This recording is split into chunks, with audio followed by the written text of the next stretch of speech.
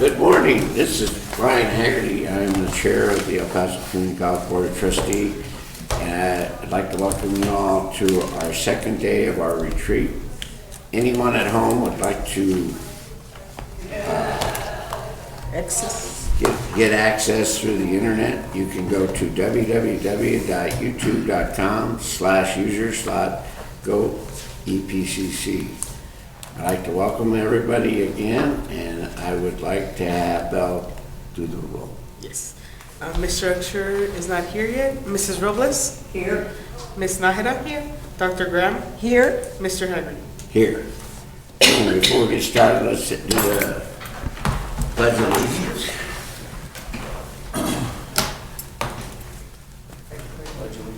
To the flag of the United States of America and to the republic for which it stands, one nation, under God, indivisible, with liberty and justice for all.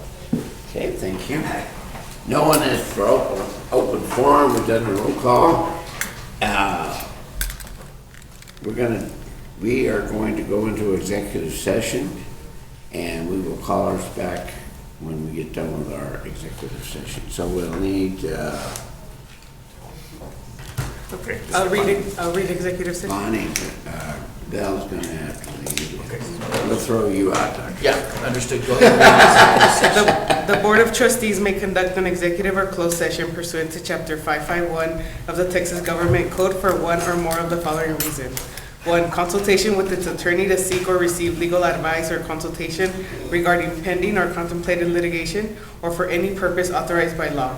2, discussion about the value or transfer of real property. 3, discussion about a prospective gift or donation. 4, consideration of specific personnel matters.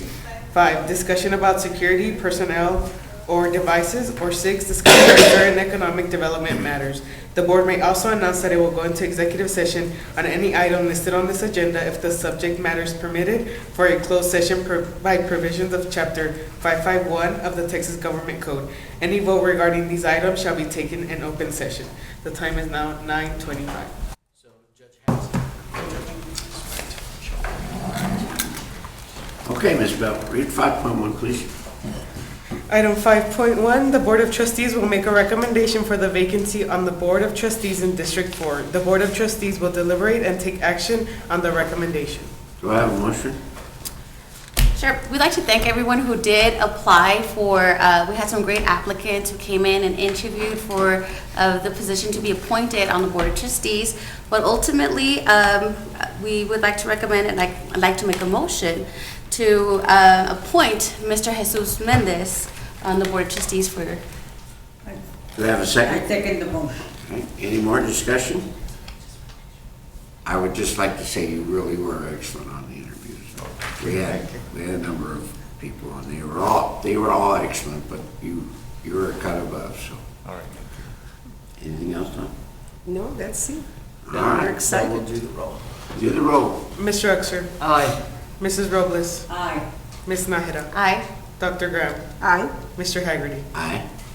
Welcome aboard. Welcome.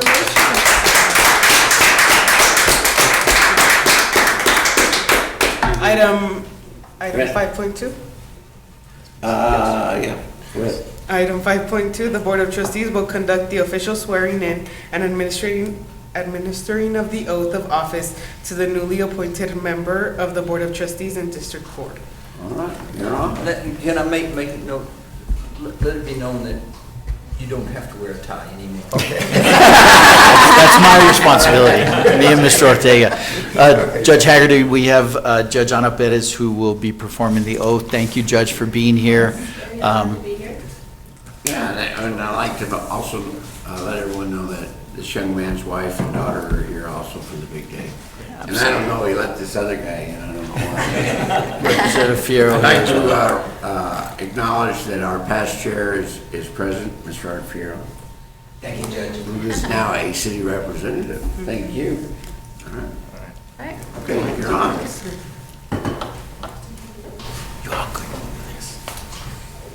You can move closer. One for each.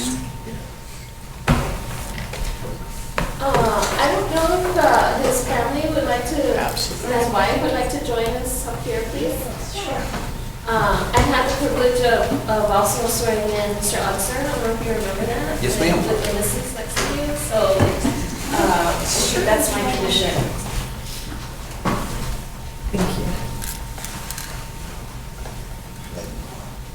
Someone who didn't understand technology. All right. It's my honor to administer this oath. Mr. Mendez, please raise your right hand. I state your name. I, Jesus Mendez, Do solemnly swear do solemnly swear that I will faithfully execute that I will faithfully execute the duties of the office the duties of the office of El Paso Community College Board of Trustee, District 4 member of Paso Community College Board of Trustees, District 4 member of the state of of the Texas, state of Texas, and will, to the best of my ability, and will to the best of my ability preserve, protect, and defend preserve, protect, and defend the Constitution and laws of the United the States Constitution and laws of the United States and of this state, and of the state, so help me God. so help me God. Congratulations.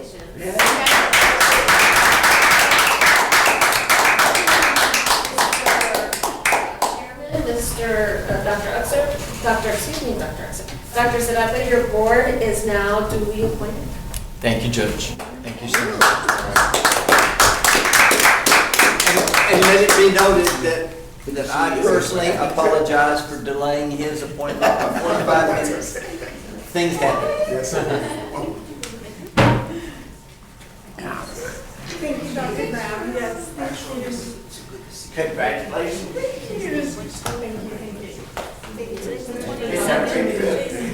We sure will. Be careful. Hey, you're gonna be our Raider. Baylor. Oh, Raider Bear.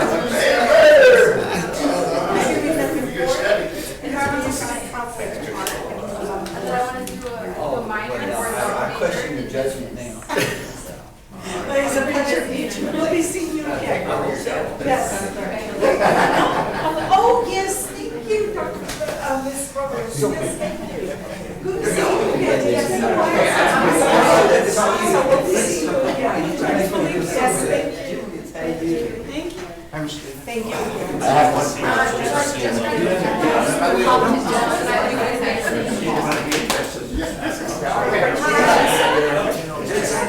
Judge, you want to Okay, thank you. Oh, yes, it's my pleasure.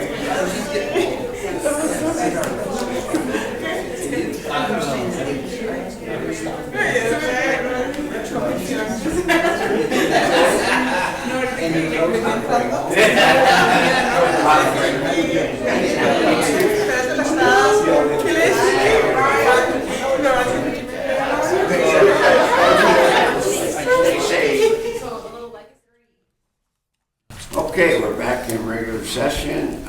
Bell, please read 5.3. Item 5.3, the Board of Trustees and Dr. William Serrata, College President, will discuss and set the strategic plan direction. Members of the board, thank you for sacrificing a Friday and Saturday to do some planning for the institution. We certainly appreciate your time and your effort. I want to begin with a welcome to Mr. Mendez as our new District 4 trustee. So certainly want to welcome you. Judge, I'm kind of used to a stand. You're okay with that? Good, thank you.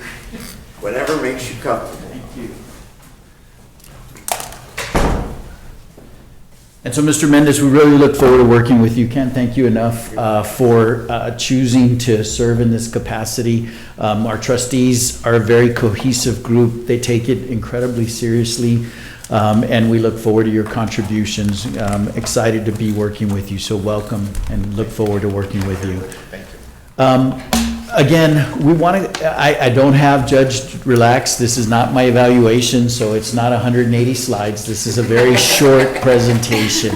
It's a very short presentation, but it's one that I think is important. What I'm going to try to do is to recap what you've heard over the last couple of days and put us in a position where the board will really have an opportunity. Last year when we had a retreat, it was very clear from the board that you didn't have enough time to work together as a group to say, here's where we want to go. So I want to provide that opportunity to the board. I'm going to begin with enrollment. Enrollment's incredibly important, not for the sake of enrollment. We're trying to change lives.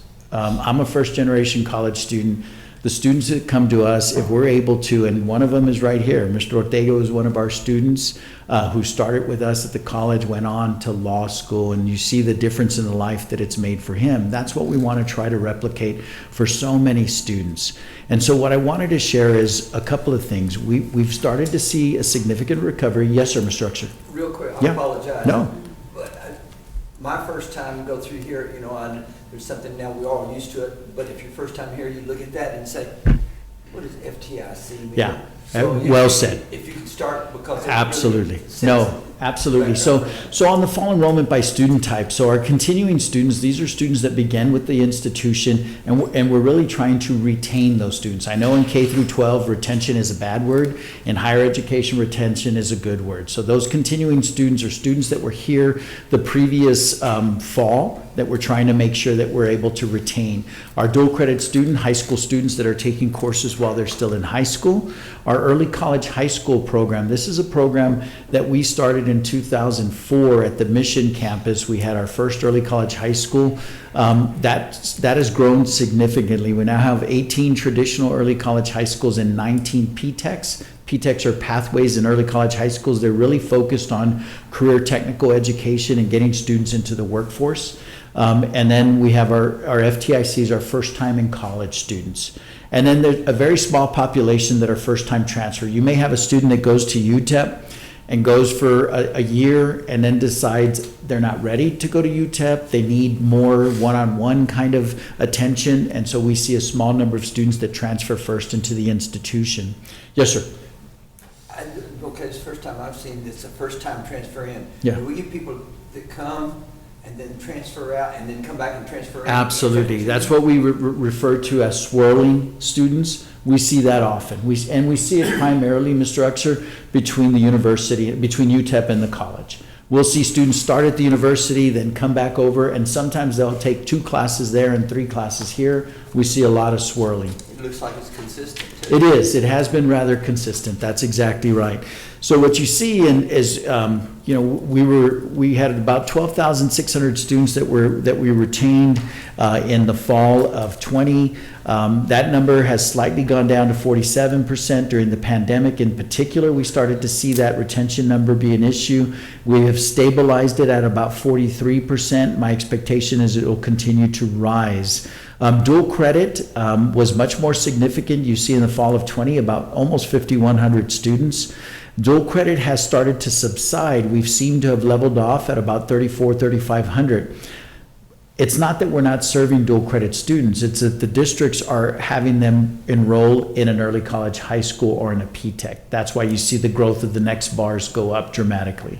So we're at almost 6,000 students now in early college high schools. And if I was a school district and I had the opportunity to offer students dual credit or an entire degree, if I was the school district, I'd offer them the entire degree. Remember that we waive tuition and fees, so these students can get up to an associate's degree at no cost to them or their families. Judge. And we are at Del City in Fort Hancock. So we have a cooperative, we do dual credit at Del City. We have a cooperative with Fort Hancock where that's our Cotton Valley Early College High School. So there's several school districts, Fabens, Fort Hancock, that all contribute to that particular school So they district. ship them into Fairbanks? They do, they bust them in. That's exactly right.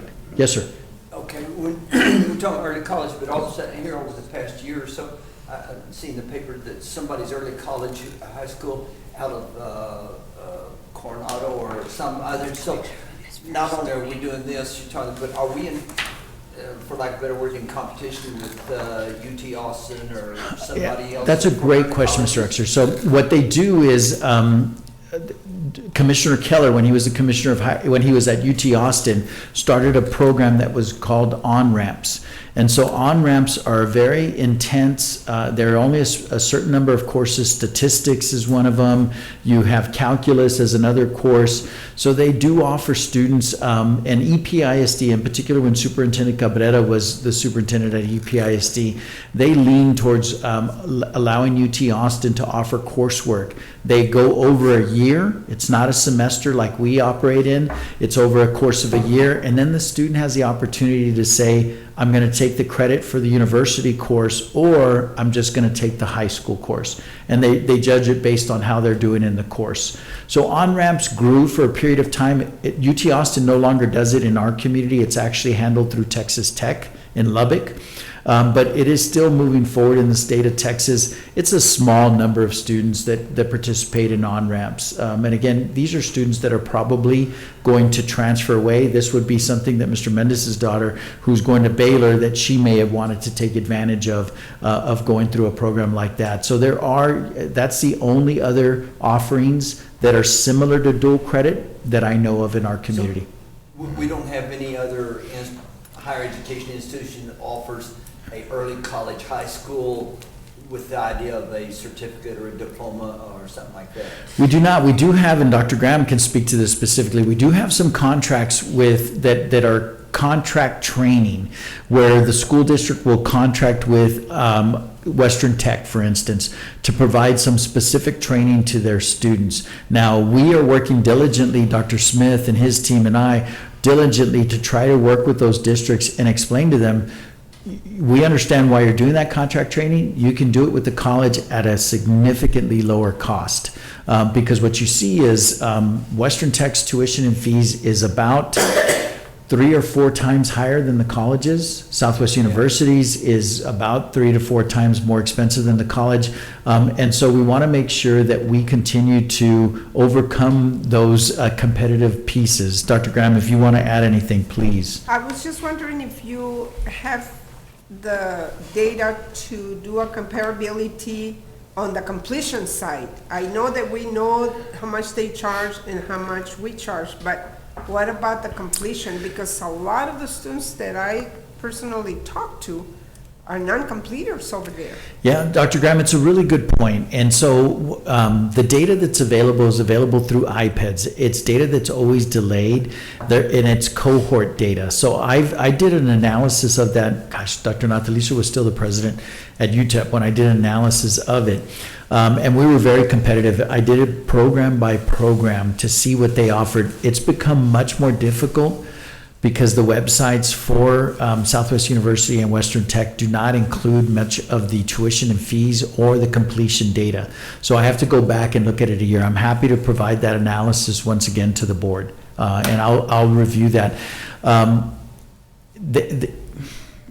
I'm trying to recall the latest data that I looked at. I'll go through program by program, Dr. Graham, and look at that and be able to provide that to the board. Mr. Uxer. I guess inadvertently, I Yeah. mean, I can't explain why, but I had just reading one of the newspapers, it's my interpretation of journalism language, that there were some other institutions that actually offered not just dual credit, but an early college or actual.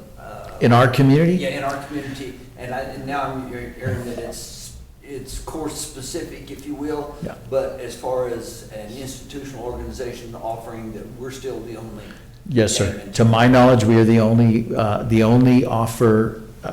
institution that offers early college, high school programs in this community. That's correct. And the other thing is totally there, sir, that you mentioned Dr. Natalicio. Yeah. And have we had, a continuation now? Are we back on the same continuation with UTEP? We have, and Dr. Wilson has been very a big proponent of the early college, high school, and dual credit because she sees the results of those students once they're at the university. And actually, that's the results that I measure as well. It's one thing to say, okay, well, how well are these students doing at the college? I'm looking at how well they're doing when they transfer to the university. If they take one dual credit course, they're twice as likely to graduate with a bachelor's degree from UTEP as a student who does not. If they're an early college, high school graduate, they're about 2/3 more likely to graduate from UTEP UTEP than a student who is not, and then 50% of them go on and matriculate into graduate school. So she's seen the results, so she's a huge advocate of early college, high school, and dual credit. And UTEP, an EPCC is a feeder school. That's exactly right. Okay, So you know, Mr. Exer, you're exactly right. So we know that 85% of all of our transfers transfer to UTEP. 90% of all the UTEP's transfers come from EPCC. Well, let me say one other thing. I Yeah. really, really appreciate that you allow us, particularly one person, me, to probably go anywhere with questions and stop you in your presentation. Absolutely. But when you say something that brings up the questions, and I'd rather. Totally sit understand. down as opposed to wait till the end. And that's the kind of discussion that we want to make sure that we're encouraging as we go forward. So this was the fall. So I remind everyone in the fall of 19, and I have a slide that's going to show it. So let me just go to the next slide. So spring enrollment, also just as important. And so what you're seeing is you see that much more significant continuing students. So these are students from the fall who are coming in the following spring. So we were in the spring of 21, from the fall of 20 at about 56%. It remained at that level.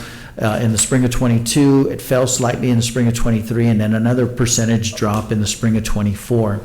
Again, dual credit, 20%. Again, you're going to see the same reflection of dual credit slightly coming down, about 1,200 students or so, but you're going to see dual credit, early college, high schools go up much more significantly.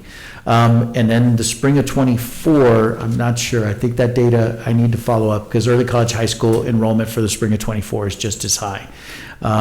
So I'll follow up on that. That's a mistake on my part. That's a big drop. Yeah, it's not a drop. I'll follow up, Judge. It's just as high. I made a mistake in this slide. But you'll see the same kind of trend lines, and you see the makeup of the respective students. As you see in the spring of 24, I indicate that it's 24%. Therefore, it should be over 5,300 students. I'll correct that shortly. Here's a picture of what fall enrollment has looked like. So I'll remind everyone, in the fall of 2011, what was occurring in the fall of 2011? That was the recession. It was actually a recession that began in 2009 in the nation. It hit Texas in 2011. So why didn't it hit us in 2009? Well, in 2009, President Obama provided ERA dollars. I'll remind everyone, we think of HERF, but back then it was ERA dollars, and I don't remember what the acronym stood for, but it was a significant amount of resources that were pumped into the states. This is when the auto industry was collapsing, et cetera, and so they put a lot of money into the states, and what the state of Texas did is instead of supplementing their budget, they supplanted. So we didn't feel it in 2009, but then 2011 came and Texas suffered dramatically. So unemployment rose to about 10.5%, and we have a direct relationship with the economy, as you all know.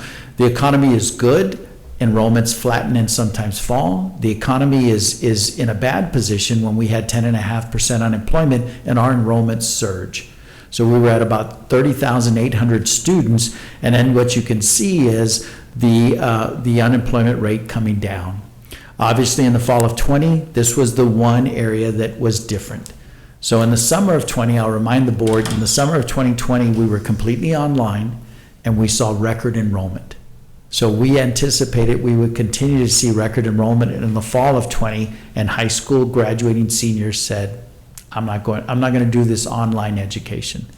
And so we saw a significant decline in the first year of the pandemic. We went from about 29.1 to about 26.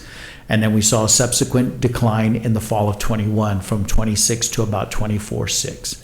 We have subsequently, the last two falls, we've seen slight increases where we're headed in the right direction despite unemployment continuing to come down. So about 25.5 this past fall. We are incredibly affordable. And not only affordable for our community, but we're affordable to our taxpayers as well. So this was the city of El Paso, so I don't take credit for this dollar bill, although I did do a dollar bill in the past. So about 43% of anyone's tax bill is the school districts. About 29% is the city. About 16% is the county. University Medical Center is about 8%, and the college is 4% of anyone's tax bill. So when people say, and by the way, as you all know, we have not touched taxes, as Mr. Flores referred to yesterday. We've not touched taxes since 2018-19. We've touched taxes 4 times rather, in the last 19 years. And we have no plan to move forward with any kind of tax increase. So I think it's incredibly important for our board as well as our community to understand and know that we are by far the best value in higher education in this community, for both the taxpayer as well as the student proper. I'll touch very briefly on some of what Ray Martinez touched on. Obviously, the key components of House Bill 8 were that we have financial aid for swift transfer. That, as you all saw, is about a $5.5 million boon to the college district with regards to state funding. Shared services was explained well. I'll explain one more piece of shared services. The other piece of shared service was that we're offering courses that we used to offer through the Virtual College of Texas. This one has been slow to run. We're one of the pilot institutions where we're offering our course schedule to the entire state of Texas. So for instance, if there's a course that is being offered at El Paso Community College that a student needs in Austin but can't get it there, they can enroll with us. And so the state is moving forward with these shared services, and we'll continue to move with these. Additional to these are True. This is Texans reskilling and upskilling through education. The performance tier, you all know it well. There's about 17 measures of that performance tier. We will never qualify for the base tier, and we're fortunate to not to qualify. We have the 11th largest tax base. Now, we have a larger tax base, but the revenue we bring in is the 11th highest in the state of Texas. If our tax rate was higher, we would obviously bring in a higher rate, but we choose to keep our taxes as low as possible. Judge Haggerty was saying, and I didn't believe it, I went back and researched it, he's right. We're projecting 9.9. It's going to actually be slightly higher than 9.9. I would imagine it's going to be 10.1, 10.2 cents, but that's the lowest it's been in 20 years, Judge, you're right. I went back and looked through that. So I'm very pleased to see that. And then finally, the Community College Standing Advisory Committee. This committee was put together by the coordinating board. Commissioner Keller asked that I chair it, so I've chaired it for a year. I will continue to chair it through my term, which is 2 more years on that particular group. Again, you know the outcomes-based model. We're looking at credentials of value. As not just credit, but non-credit. This is a key component for us. And what you noticed as Mr. Flores produced it, I was texting Dr. Smith to ask him about this, but you didn't notice us having any performance funding in those areas because we had not reported them in the past. So we will be reporting them. So you saw about a $70,000 reduction. So we went from $7.15 million to $7.1 million additional dollars in state appropriations. We anticipate when the settle up goes through that we will be well beyond those $50,000. Yes, sir, Mr. Archer. Could you give an example of those, what, non-credit? I absolutely can, because I was going back and forth with Dr. Smith yesterday and couldn't recall those, but Dr. Smith was quick to point out, here's a couple. So for instance, immunization technicians, nursing assistant, those are some of the ones that we have. Diabetes prevention and public health, some of the short-term credentials that the board approved, those will be coming forward as non-credit credentials that we will continue to work with. OSHA is another one, the training that we do with OSHA. These are ICLCs, institutional courses leading to a certificate, but we can get credit for the courses as they go along.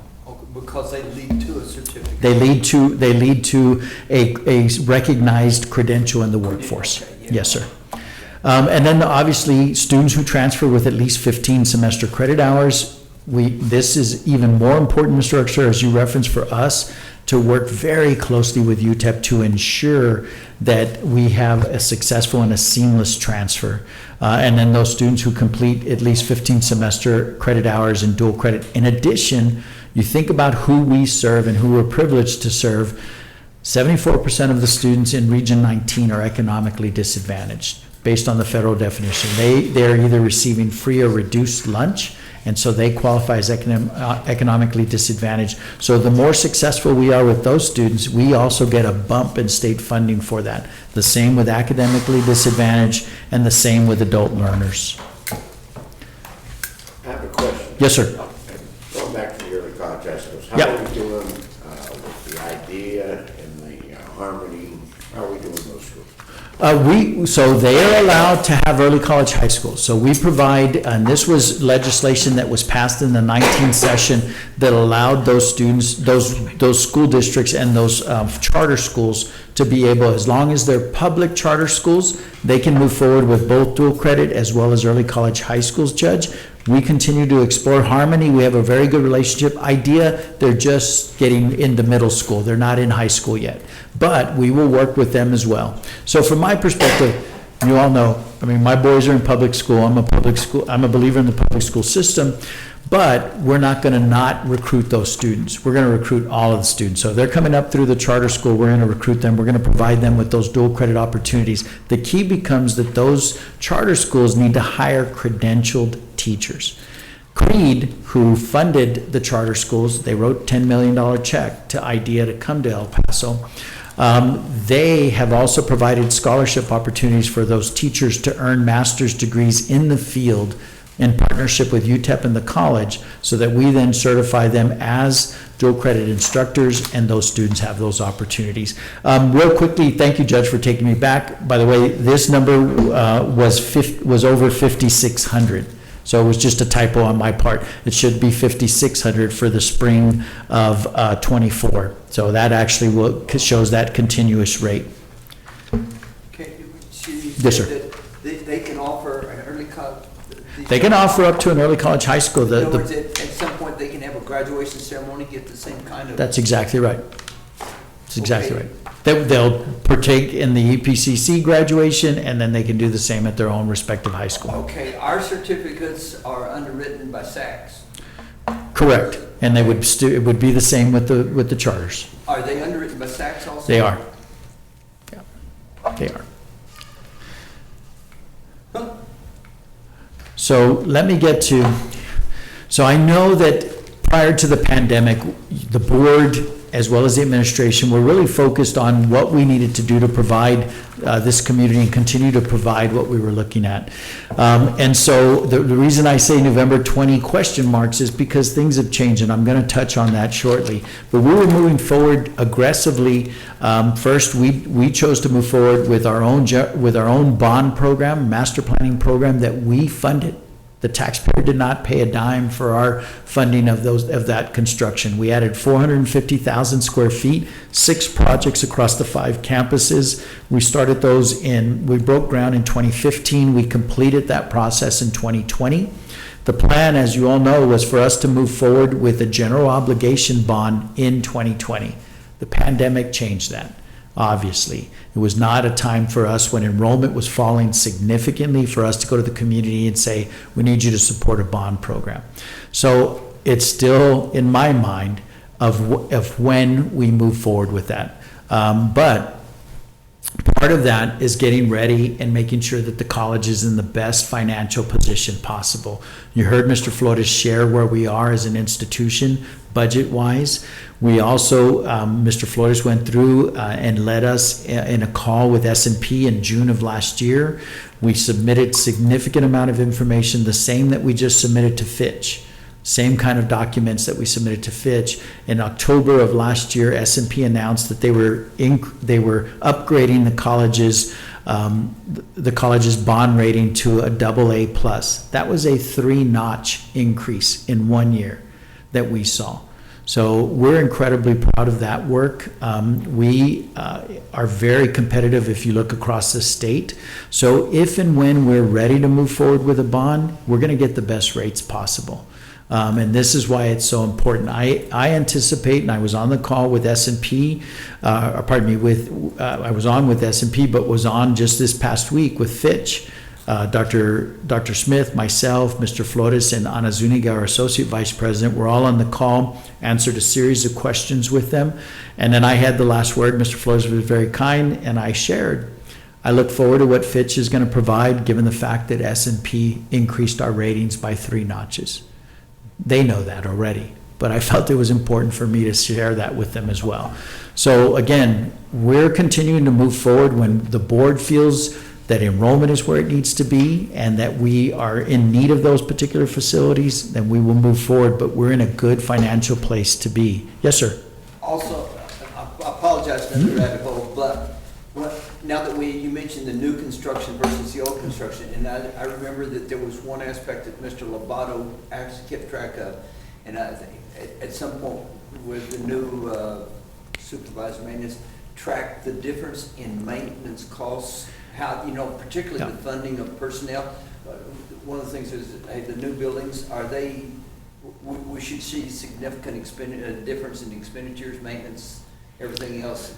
Yeah, absolutely. So we added 450,000 square feet. We increased the footprint of the college by more than a third with that 450,000 square feet. So absolutely. And you also heard Mr. Flores yesterday, Mr. Uxer, indicating, and I'll share with you all, my recommendation on the budget is going to be slightly different. But I do think that we need to transfer a significant amount of resources to the plant fund. We utilize that plant fund for deferred maintenance. We utilize it for renovations. We utilize it to ensure that our buildings are kept up to speed. And we will continue, and Mr. Boer is our new Rick Lobato. He's the new executive director. I've met with him. We just had a cabinet meeting. He just started, had him meet the cabinet. But our expectation is that our facilities, and this was something that Judge Haggerty was quick to point out, Doc, why should I give you new buildings if you don't take care of the old buildings? So we are going to continue to take care of what we have and ensure that they're in the best quality for our community. I don't know, I don't want to get ahead of us, Yep. but we were just talking about UTEP and that air thing. Do we have funds in case Dr. Wilson goes forward to the Fairbanks Airport? Because I think Yeah. Fort Worth has a mechanical, the guys that do the engine work. Yeah, they have technician. Yeah, the technician programs. So do we have will we have enough money to put a facility out there? Yes. We want to do? So to put a facility out there, not necessarily. So the university will be responsible for the facility, but we will have the faculty as well as the students to go forward. And you're right, Judge. So part of, and I've been in communication, I was in the meeting with Dr. Wilson and her team this week where they went through where they are with that particular grant as well as other grants, as well as announcing the new director of their space program. So they announced Is her. our grant department on that? Our grant department has been, Us? yes. Yes, and so what we'll do is what I explained, because Dr. Wilson was very gracious in thanking us for being there, and during the meeting, she asked that I contribute, and so I said, look, for every engineer that's produced by the university and that is employed, you need 10 technicians to support the work of that engineer. And these technicians are high-wage, high-skilled jobs. So we're all in to support the university. We're going to stay out of the politics piece of it. That's not for us.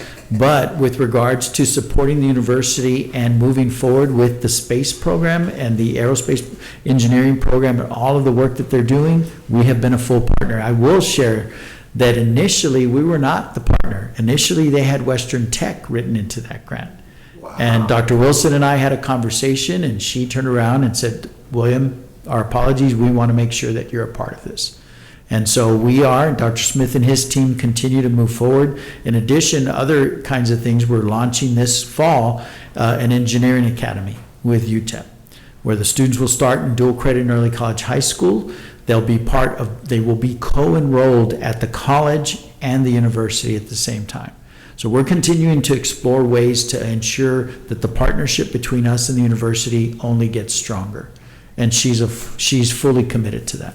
Is this something like, you said dual credit, like a math course, but essentially it satisfies EPISD's math requirements for... And the colleges and the But it also universities. needs Calculus 101 at UTEP? That's correct. Now, this grant you're talking about, is this the one that was in question there? It is. Some problems with certification of the There was Is that the some, one that made the news? yes, Okay. Yes. Enough said. yes. So here's what I need the board to realize. So I know this is a very busy slide, and I'm going to go through it. So what you're looking at is, and this is all me, so poor Belle had to go through this. So this is all me and the way that my mind thinks. So the face-to-face enrollment So when we were at 29,000 in the fall of 19 rather, 29,100 students, we were about 80 to 85% face-to-face. Only about 15% of our students were taking courses online. And then you looked at exclusively online and it fell to below 10%. Well, the pandemic changed all of that. And so what you see in the fall of 21, we were at 5,000 students face-to-face. And then you see it progressively increase. In the spring of 22, 8,500. In the fall of 22, 10,000 students. The spring enrollment's always slightly lower than fall. 9,800 students. In the spring of 23, almost 10,900. So if you look at that particular area, and so what I did is you see face-to-face, online is completely online, obviously. Hybrid is both. Hybrid, they're on our campus one day a week, they're online the other day a week. So hybrid can be counted in both, but the fact that they're on our campus, I'm going to count them as part of being face-to-face. So in the fall of 21, we had 39% of our students face-to-face. In the spring of 22, 36%. In the fall of 22, 41%. In the spring of 23, 38%. In the fall of 23, 41%. And then this past spring, 41%, 43%, then 41%. Mr. Uxer. I apologize real No. slow. Let's take the fall of 23. Yes, sir. You have face-to-face at 10,861. Correct. And then the hybrid of 3,042. Now, Correct. is the 10,861, does it include the 3,000 or 3,000 in addition to that? The 3,000 hybrid students? Yes. No, those are in addition. So in other words, if we're looking at 22, 25, almost 30,000, counting early college, high school. So yes, so those are going to be, those are some duplicate counts, and that's why I didn't include the total count. So face-to-face is completely face-to-face, but you do have some dual credit in those. Online is completely online, but you'll have some dual credit students in some early college, high school in that, and then hybrid, same thing. And we can go back to your other chart, shows like Cool. 25,000. That's correct. That's correct. So that's the reason I put the total enrollment, because it would be confusing. But you see that face-to-face. So then let's talk about dual credit in early college high schools. So dual credit in the fall of 21 was 11% of enrollment, and early college high school was 14%. So about 25% of total enrollment. In the spring, it was 13 and 18, so about 31%. In the next fall, it was 11 and 17, so about 28%. The next spring, 13 and 20, about 33. The next fall, 11 and 18, about 29. And then finally, 12 and 20%, so about 32. So here's what I'm trying to paint. Dual credit and early college high school students primarily are not on our campus. They're at the high schools. So that's what I'm trying to show the board. We have about a third of our students that are in the high schools. We have about a third of our students that are taking courses online. And we have about a third of our students that are face-to-face. That's correct. That's correct. So while I think it's important that we continue and that we keep that, and I'll share with you, I've shared with you before, I probably not the time to ask in an open meeting, an open session, Ms. Ortega, but obviously Valle Verde, I believe that we need another career technical education building at the Valle Verde campus to be able to provide additional career technical opportunities for our students. I think that the college needs to replicate the building we built at the Mission campus, 60,000 square feet on the other side of that drive that we own the property. That's going to be our fastest growing campus. I think we need to do that. I think there's work that we need to do at Rio Grande. We own KTSM. I think that building needs to be leveled and we need to go up. It is not a historical building. I have verified that. And that we need to go up and offer additional allied health, nursing and allied health programs. At the Northwest campus, we really need a larger cafeteria and other service area. I don't know necessarily if they need additional classrooms. We are currently in negotiation. I've briefed the chair, and this will come to the board with Canutillo ISD, who put in their bond that they would build a building for the early college high school. I'm okay with them building it, but it's our land. And so we need to make sure that that's covered. Yes, sir. But it's I just went brain dead, I'm sorry. No, no worries. It'll come to you shortly. Yeah. Just, I'm looking back at your chart, shows just a long-term fall in enrollment, and look at this, and you know, and it just took a big hit on 20, but what would be like the face-to-face comparison of like 2018, 2018 Yeah. to 2019? And Yeah. that shows essentially where we would like, that would be essentially our short-term target. So that's a great point, Mr. Exer, and I'm happy to share that, where we were in the fall of 18, where we were in the fall of 19. Again, of the 29,000 students, now, again, you've got a portion of dual credit and early college high school that are primarily on that, but you're looking probably, when you pull those out, we were probably looking at about 24,000 students. Of those 24,000 students, about 80% were on our campus proper. So you're looking at about 20,000 students. And so you see we're at about half of where we were at that time. And the point is, I think the enrollment pattern continues to shift closer to where we used to be, but we'll never be at 80% face-to-face on our campuses again. Because of technology. Because of technology, that's right. Because of technology, and students appreciated it. Those courses fill up fast, and we need to make sure that our success rates are getting better with online. In the past, what we saw was that students who took courses face-to-face outperformed students who took courses online.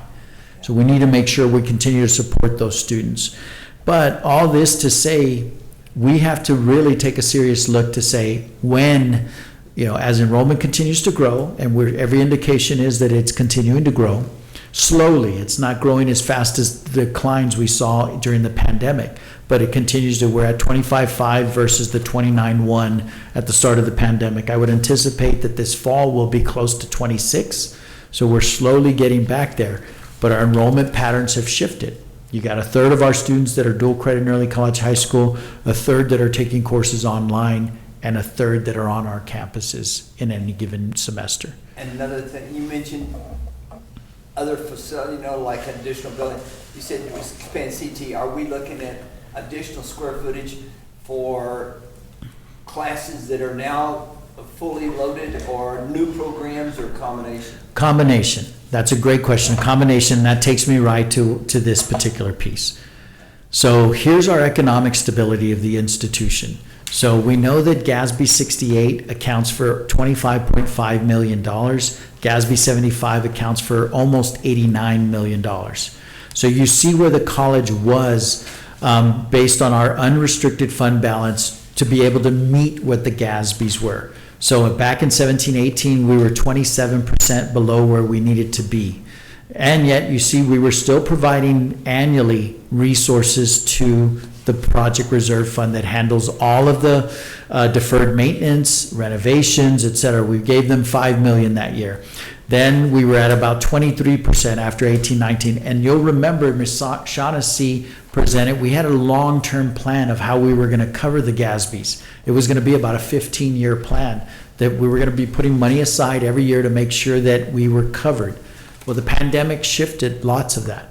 So you see in 1920, we got it down to 20%. At the end of 2021, we're all the way down to 3%. Because what happened? We had so many fewer students. We were completely online. We didn't need as many adjunct faculty or as many part-time staff. So we reduced our budget, and that allowed for us to have a significant more fund balance at the end of that particular year. So we added significantly, and we are there. At the end of fiscal year 21-22, we were at almost 14% of covering those. I have a question. Yes, sir. You said we started our bond thing back in 2015. Yes. We sold those bonds. What was the payout? We have paid off in 15 years or 30 years? We did a 30-year note with that, and we're continuing to move forward, Judge. That level of debt comes down. In the slide that Mr. Flores shared with you yesterday, you saw that I believe long-term debt for the college is at about $116 million, because of course you're paying for all the interest up front. So we're at about $116 million. Yeah, I was just thinking maybe it was 15, 2025 next year. We Yep. already have 10 years paid off. Yeah. But we went 30 years. We did. We did do 30 years. Just at the timing, that was the right thing for us to do. So this is our fund balance. So we're over 26%. You heard Mr. Flores say that the recommended level is 25%. That's what the rating agencies look at. So you also heard yesterday that we expected about $31 million in this year's budget. And we're looking at adding a little bit to fund balance and a significant portion to the project reserve fund. I'm going to ask Mr. Flores, obviously I'm going to get guidance from the board, but I'm going to ask him to add a little bit more to the fund balance. So this is something that the school districts, I don't know how superintendents are able to sleep at night, but by law, they can only have 60 days in reserve, 90 days maximum. I wouldn't be able to sleep in that kind of a fashion. I think that we need to put a little bit more into fund balance. I'll speak to Mr. Flores, but I don't have an issue of adding 20 million. You see that we added $19.2 million to the project reserve fund at the end of '23. Don't we have a cap on how much you can have on the fund balance? We don't, Dr. Graham, but that is a concern. So Yeah, what, because I think the ISDs have a cap. they do. They absolutely do. We do not.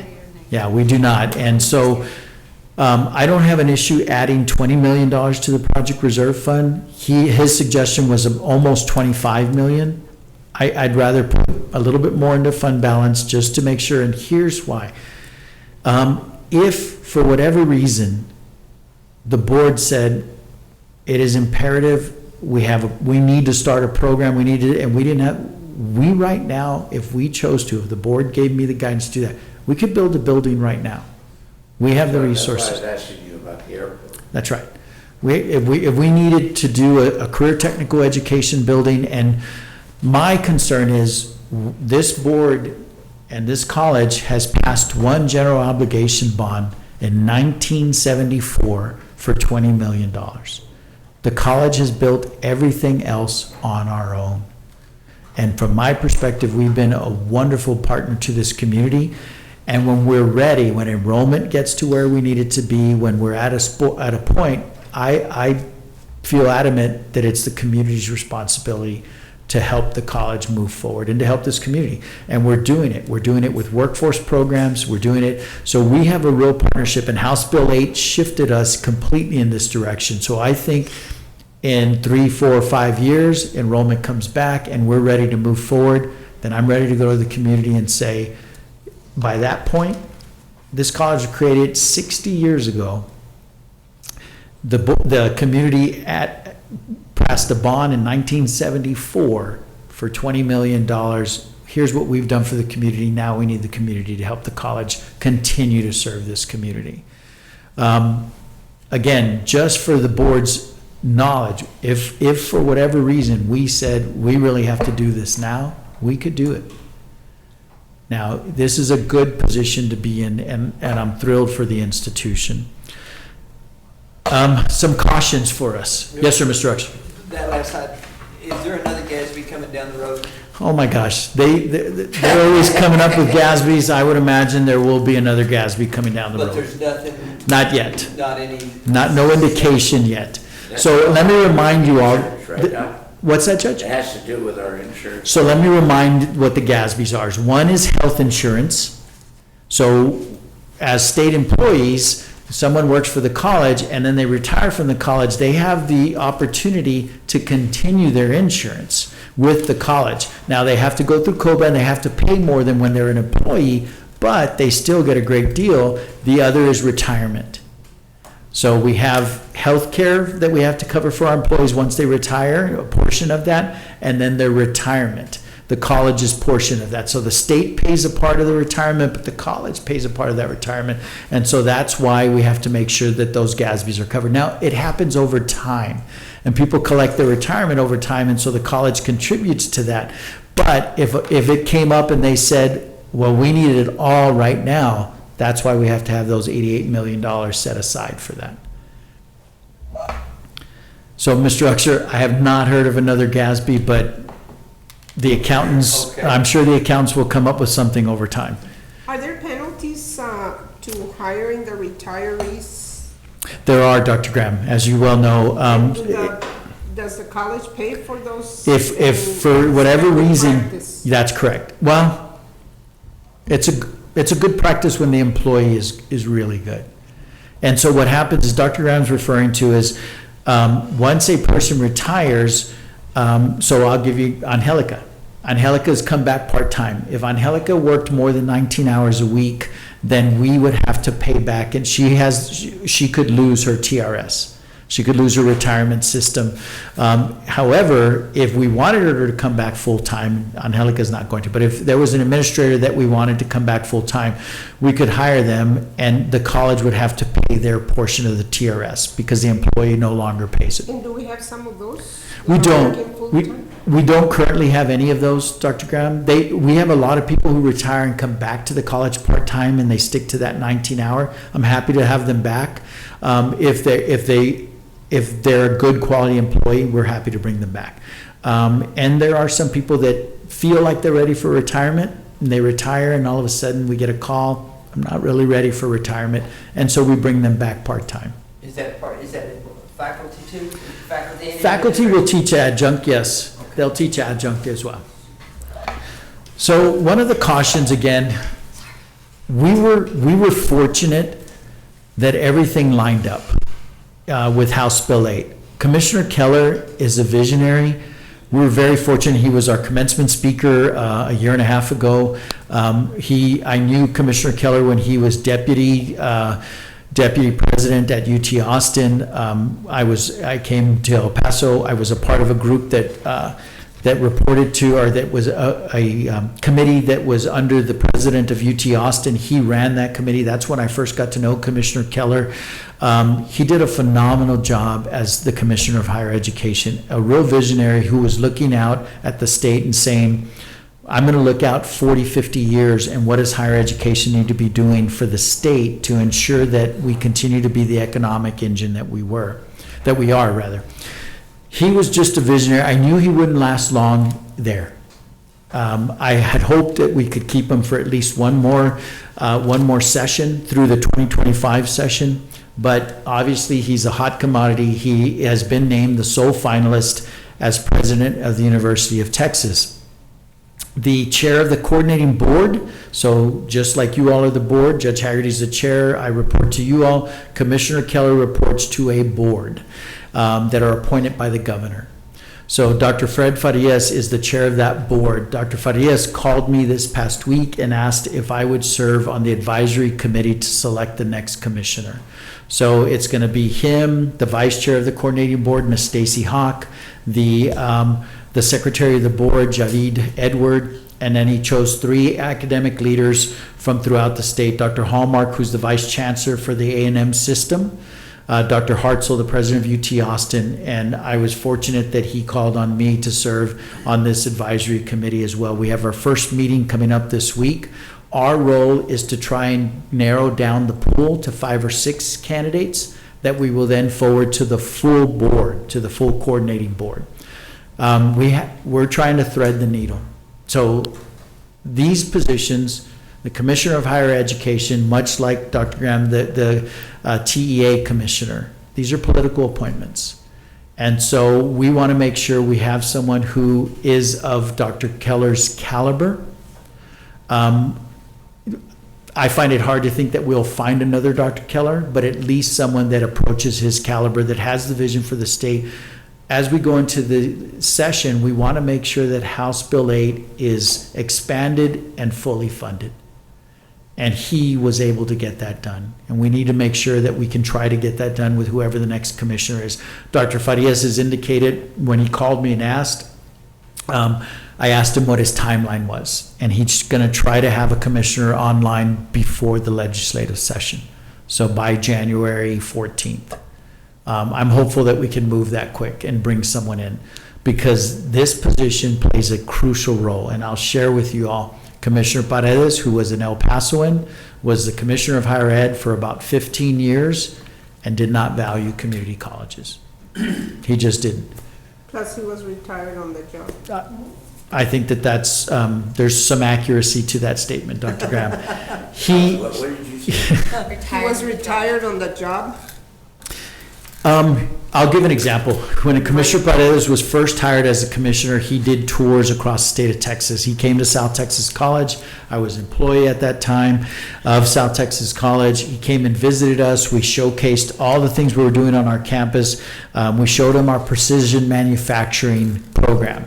And his question to us is, why would a student study precision manufacturing at the college when they could study engineering at the university?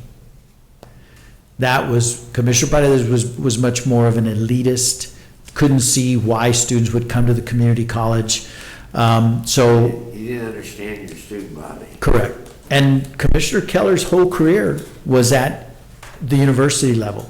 He was the legislative aide for Speaker Craddock. And he cut his teeth at the legislature, and then he continued, he got hired at the University of Texas at Austin, did a lot of significant work. But Commissioner Keller was a university person, but he understood the relationship between community colleges and transfer, but more importantly, the relationship between community colleges and the workforce. And so that was key. We need to make sure that the next commissioner is of a similar stature. And so Don't that- screw up, Doctor. I appreciate it. I'm one vote, Judge. I'm one vote, but I Yeah, do. but you have a lot of influence from the Well, others. I hope so. I hope so, and I'm certainly excited and I'm honored to serve in this capacity. And as a member, Yes, sir. you're excluded from the applicant pool, is that correct? That is correct. Actually, Mr. Rutcher, I appreciate that. That was Dr. Farias's first question. Will you be a candidate for Commissioner of Higher Ed? And I said, I'm honored that you would even ask. I'm very happy in El Paso, and we have much more work to do in El Paso. And I thought you told him that as long as you could live in El Paso, but you're not living in Austin. Now, unfortunately, this is a role that has to live in Austin.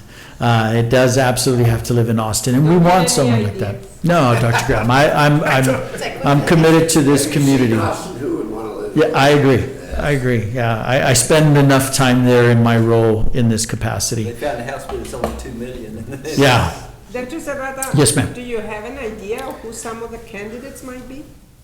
I have some personal ideas on who would be good, but Are Dr. they Graham, applying? I don't know. And so it's like pieces on a chessboard. You know, you move one, and then how do you backfill that one that's doing, because for the Commissioner of Higher Ed, you want someone who's proven and who's doing a good job. And so I know folks like that live in Austin, and I've considered it, but then I think, okay, if that person chooses to, and they were to move into that other role, who fills that role? For example, Ray would go there. This is an open meeting, and so I will share that Ray was the runner-up when Commissioner Keller got that job. And not only that, but Ray Martinez he was at ICUT, he was leading the independent colleges and universities. He left that role to work for Commissioner Keller as deputy commissioner. And they did a lot of good work together. How long was How long? Keller in that? 4.5 years. Okay. 4.5 years. And so I'll share with you, Mr. Uxer, one other key piece. The reason why Commissioner Keller took that role, so first, he was earning a comparable salary as deputy president at UT Austin. The reason he took that is he had a vision to say, what can we do as the state of Texas, and how can I move it? And the 19 session, Dr. Graham, was a K through 12 session. If you remember, K through 12 got a significant amount of funding in the 19 session to help lower tax rates in our state. So 21, all of us anticipated would be a higher education session. Well, what happened? The pandemic hit. And everyone stayed stable, but no one got more money. So then 23, Commissioner Keller came through. His expectation it was be a higher ed session, and he delivered. So we received, as a community college sector, $684 million more dollars through the funding mechanism. That's in addition to the $133 additional dollars that students received in student aid, in addition to the $78 million students received in dual credit. So all told, community colleges received almost $800 million more dollars. The university systems received a couple of $1 billion. But none of it came from the rainy day fund, did it? None of it came from the rainy day fund. Matter of fact, they haven't touched the rainy. They have not. They have not. So the commissioner set out to ensure that higher education was elevated within the state of Texas, and he was successful. So I certainly don't hold it at all against him that he took on this role. He's going to do a phenomenal job at University of North Texas. It's the third largest university in the state, only behind. That's it, right? Yep, only behind A&M and UT Austin. It's the third largest in the state, so he'll do a great job there. Is it part of the UT system? It is not. It is its own system. It was the Texas Women's University. Wasn't it Texas Women's? No, Texas Women's is a part of its own system as well. So University of North Texas has its own system. Yeah, Does it have any subordinate campuses? it does. It does. But he is the president of that campus. He reports to a chancellor of the UNT system who is a former doctor, medical doctor. So here's where we are and what's coming up in the legislative session. So the first, this is the priorities that the Texas Association of Community Colleges have laid out. You heard some of this from Ray yesterday. We want to make sure that we're improving and enhancing House Bill 8. We want some clarity on FAST eligibility, want to continue to expand workforce credentials, and we want to make sure that we have access to wage and employment data. So we want to make sure that the coordinating board has access to the Texas Workforce Commission data. Then we're also looking at some strategic expansion of workforce programs. Those are absolute top priority. Second priority, tier 2, would be we're looking at, for instance, nursing clinical rotation sites. We have some for-profits that have come into the state of Texas, and they're actually offering to pay the hospitals for clinical sites. And what we as public institutions are trying to protect is our slots in those hospitals, because our nurses can't be nurses unless they can do rounds at hospitals. How are you going to be competing with the ones that are offering to pay? Because there's a shortage. So, Dr. Graham, it's a great point. And so we were working with legislators to pass legislation last session to restrict that payment process, if you will, and to ensure that the public institutions have access to those. So we're going to continue to work on this. Is there a way we can also pay for those? So we don't. Get the slots? Yeah, we really don't want to be in that. Yeah, we don't want to be in that spot where we're having to pay for those slots. And so that's why we're trying to say the for-profits, because these are institutions that aren't even Texas-based that are coming in from outside of the state. Are the hospitals regulated in any sense in the state of Texas on a legislative regulatory process can say, you know, you've got to be able to fund these kinds of? That's where we're headed. That's the kind of legislation that we're looking at. They are regulated by the state of Texas, but we're trying to find a way to thread the needle of saying you have to be able to provide slots for your local community college and it's not just us, Texas Tech, UTEP, all of those produce nurses, and so we want to make sure that those slots are available for the publics.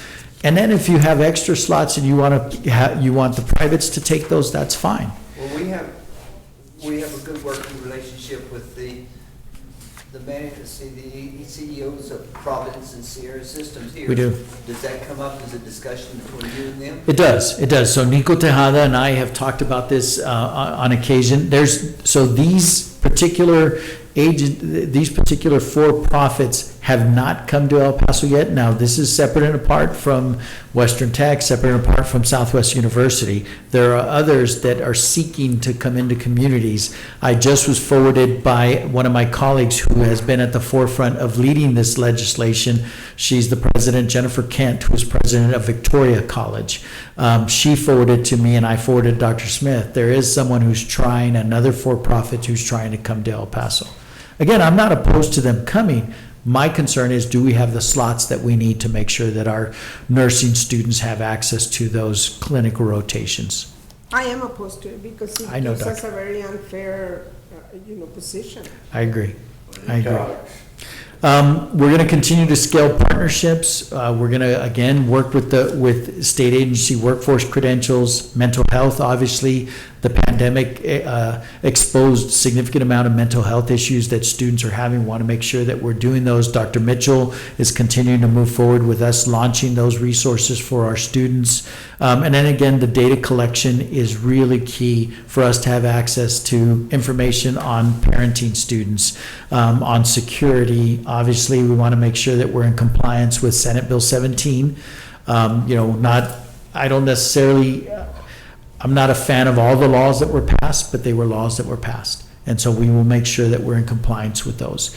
And then Dr. Graham, I know that you will appreciate this. The third tier of what we're looking at is trying to expand programs for incarcerated students.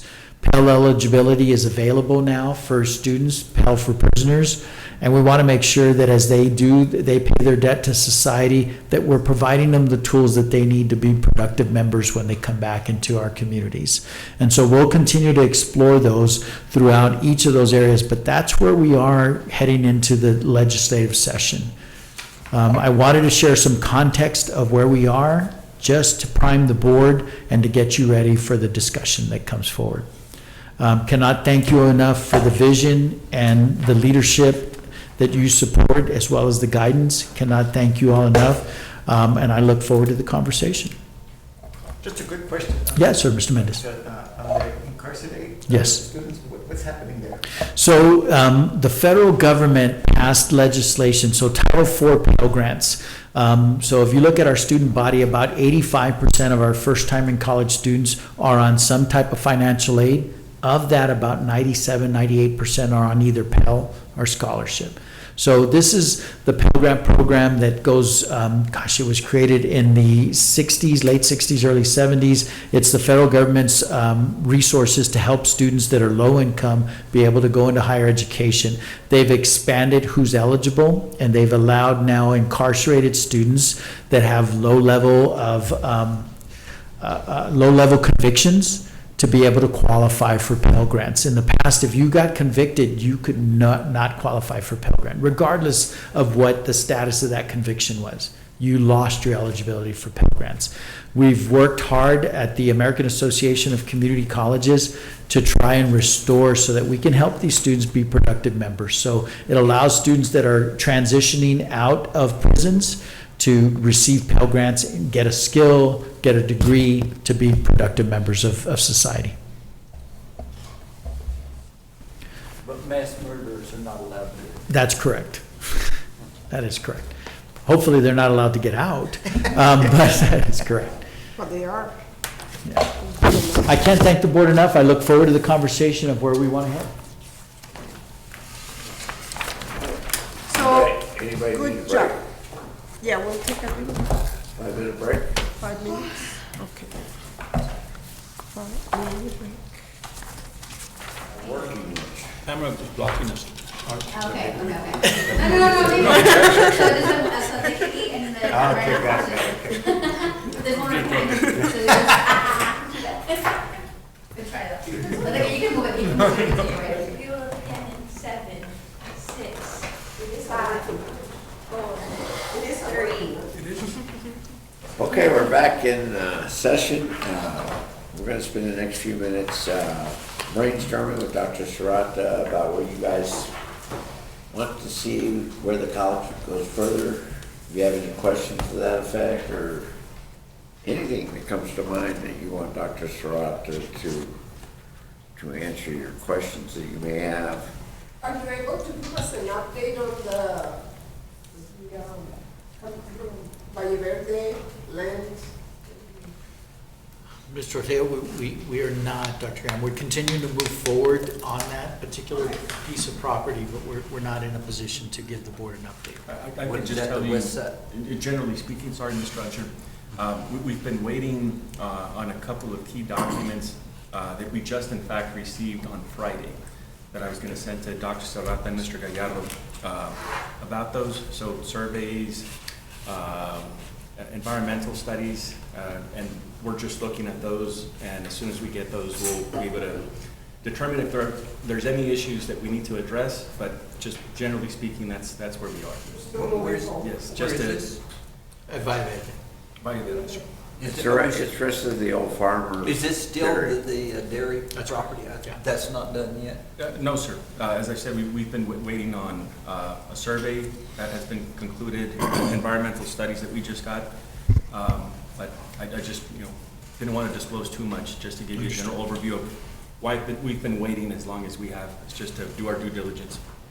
The other area that I wanted to see, Dr. Serrata, I know that we receive some grants and information on the apprenticeships, and I still want us to explore that a little bit more, the apprenticeships and internships. Sure. If EPCC can partner with businesses to enhance those, and one of the reasons is that we get a lot of college graduates with bachelor's and master's degrees that never had any work experience at all. And somehow we need to balance that a little bit more in this community, and I think that would also be a recruitment attractive tool if we could say, hey, come to EPCC and take these courses, and we're also going to assist you with possible apprenticeship programs. I know that even one of my grandsons that went through the early college and graduated and now is at UTEP finishing up engineering degree. And again, when I look at him, he's 21. I mean, he's from the early college and graduating quite early, but the only experience he has is car washing. That should be that somewhere along the line, the opportunities can be provided for these young people that are graduating so early with higher education degrees, credentials, but no experience in the field that they're graduating in. So a couple of things, Dr. Ram. Absolutely, we'll continue to explore that. And the other thing that I'd say to that is part of what we did at the association, at the Texas Association of Community Colleges, first under Jacob Freire, and then since Ray has been there, Ray has expanded on it. We have a business advisory council that we have business and industry leaders from throughout the state. And these are the kinds of things that they were very supportive. We established this after the 19 session or during the 2021 session. So we were already online. We established this. Again, you have Lockheed Martin, who's represented on this board. Just a very significant board from throughout the state. I co-chaired it during my term as chair of the Texas Community College Association of Community Colleges. But those are the kinds of things that we bring up. It was very helpful for us as we went forward with House Bill 8, because they went in and testified on our behalf of how important it was for us to receive the funding we needed to make sure that we're providing them with the talent pipeline, if you will. But I'll bring it up to Ray. I think this is something. And then locally, I'm happy to meet with Leila, she was at the Yeah. city conference. Good. Yeah, because, I mean, when I was on the workforce board, I mean, we were already discussing about this, but I haven't seen that we moved the needle in that at all locally. It was moving in other parts of the state, but here in El Paso. Dr. Amaya now serves on the workforce board. I actually served on the workforce board for 11 years. You're supposed to only serve on it for 9. I think the pandemic helped me get a couple of extra years. But Dr. Amaya is now our administrator who serves on that board. And I'll follow up directly with Leila as well. I think it's a great suggestion. We'll continue. And you're right, we need our students to have that hands-on experience. In particular, as you're correct, we're seeing, on the one hand, it's a wonderful opportunity for these students to be able to graduate from high school. We had a nurse who's 20 years old and is a practicing nurse. But that's a different field. So they have clinicals, as we were talking about earlier, so they go into the hospital, so they already have experience. But an engineer doesn't necessarily have that experience. We need to make sure. I'll also bring it up to Dr. Wilson as we continue to move forward. We're going to do a soft launch this fall with the Engineering Academy with UTEP. So that would be something we have to build into that system as well. The other thing on that is, that the workforce used to years ago offer funds for the PIP grants, Private Industry Council grants. And a lot of our community kiddos would access positions where they learn about different work-related skills. And I asked Leila, what happened to those funds? Oh, they're still available, but, you know, the college should be picking up those grants to, again, use it as a recruitment tool. We not only help you get into classes and all that, but we provide you with the summer jobs. Because those were exclusively for summer jobs. And I know when I worked at Pavens, we did a lot of that. And again, the young people get more work-related experience. Yeah, I have a young person at home that needs some experience as well. I agree, Dr. Graham. Just to follow up with Leila, we did have our team, Dr. Smith and his team met with Leila last week, and we discussed a number of opportunities, including expanding our OSAs, our Occupational Skills Awards. Again, these are similar to the ICLCs. They're shorter-term credentials, so we want to make sure that we're meeting with workforce to make sure that these areas go straight into the workforce and start earning a living wage. But we'll make sure that we strengthen our partnership with workforce. Yes, sir. Our base operation of this college starts with talking high school and high school graduates, right? That's where our source of, frankly, that's where our raw material, because they have to have somebody go into the classroom. And not only that, but our funding is based on you know, how many students we have. And so we go back to the source, and that's the high schools, okay? Now, we have a program, I guess I'm getting around to it, but we have a program where we have counselors or advisors that go around. And so my question is, do we have all of the high schools and all of the potential sources for students? Since that's where we start, we got what we really need is student load. And are we satisfied with our contact with that population at all, or do we need additional counselors? Do we need to fund Dr. Amaya? Do we need to do something? Are we skipping some high school? Yada, yada, yada. Yeah, it's a great question. So this is one that again, the board has been very strong on. And I agree, Mr. Uxler. So you know, I served as a vice president of student affairs and enrollment management.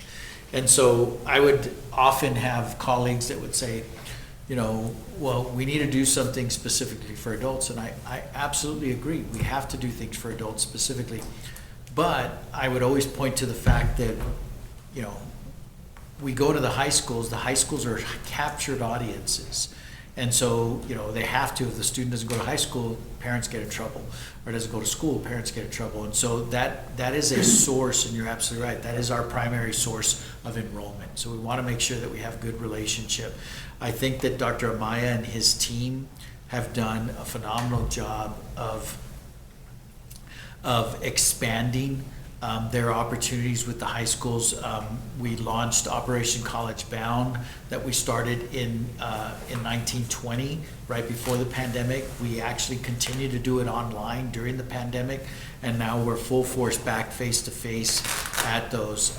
We do a great job. We not only do that, we want to make sure that the community understands that it is not just the college that's doing that. We go in cooperation with Dr. Wilson and UTEP. We held a press conference this spring at Bowie High School. Mrs. Robles, you would appreciate that.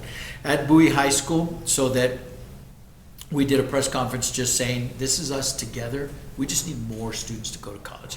There's no competition. From my perspective, the competition is procrastination and apathy.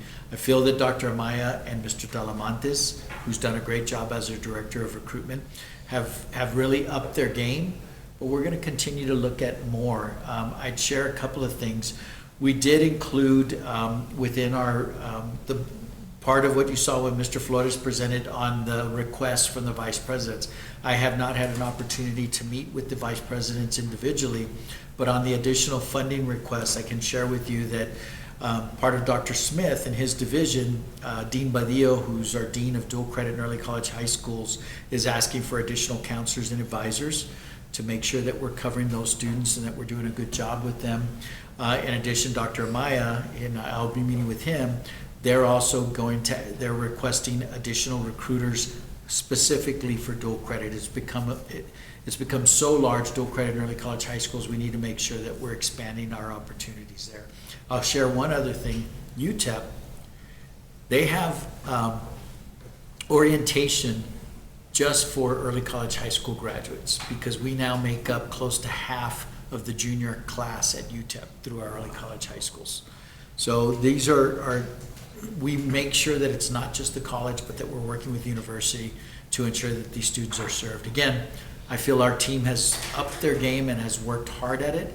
It doesn't mean that we're where we want to be. There's always more to do, but they're continuing to ask for those resources.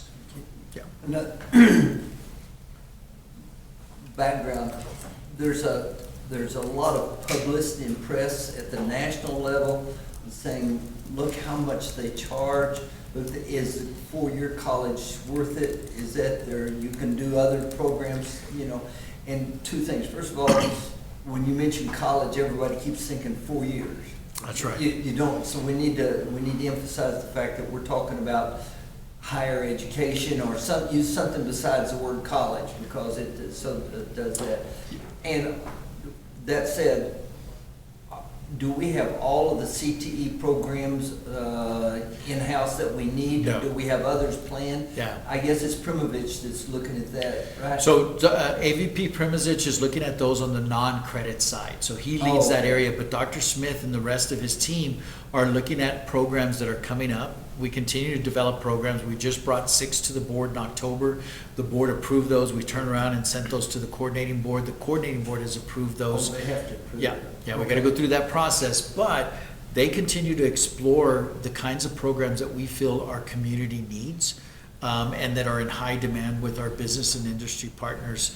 A couple of things, just touching on all of these. I agree with you on trying to get students to understand. So there's two fronts. You know, regardless of where we stand, we have to recognize the rhetoric that occurs. So a lot of times you hear, not everyone needs to go to college.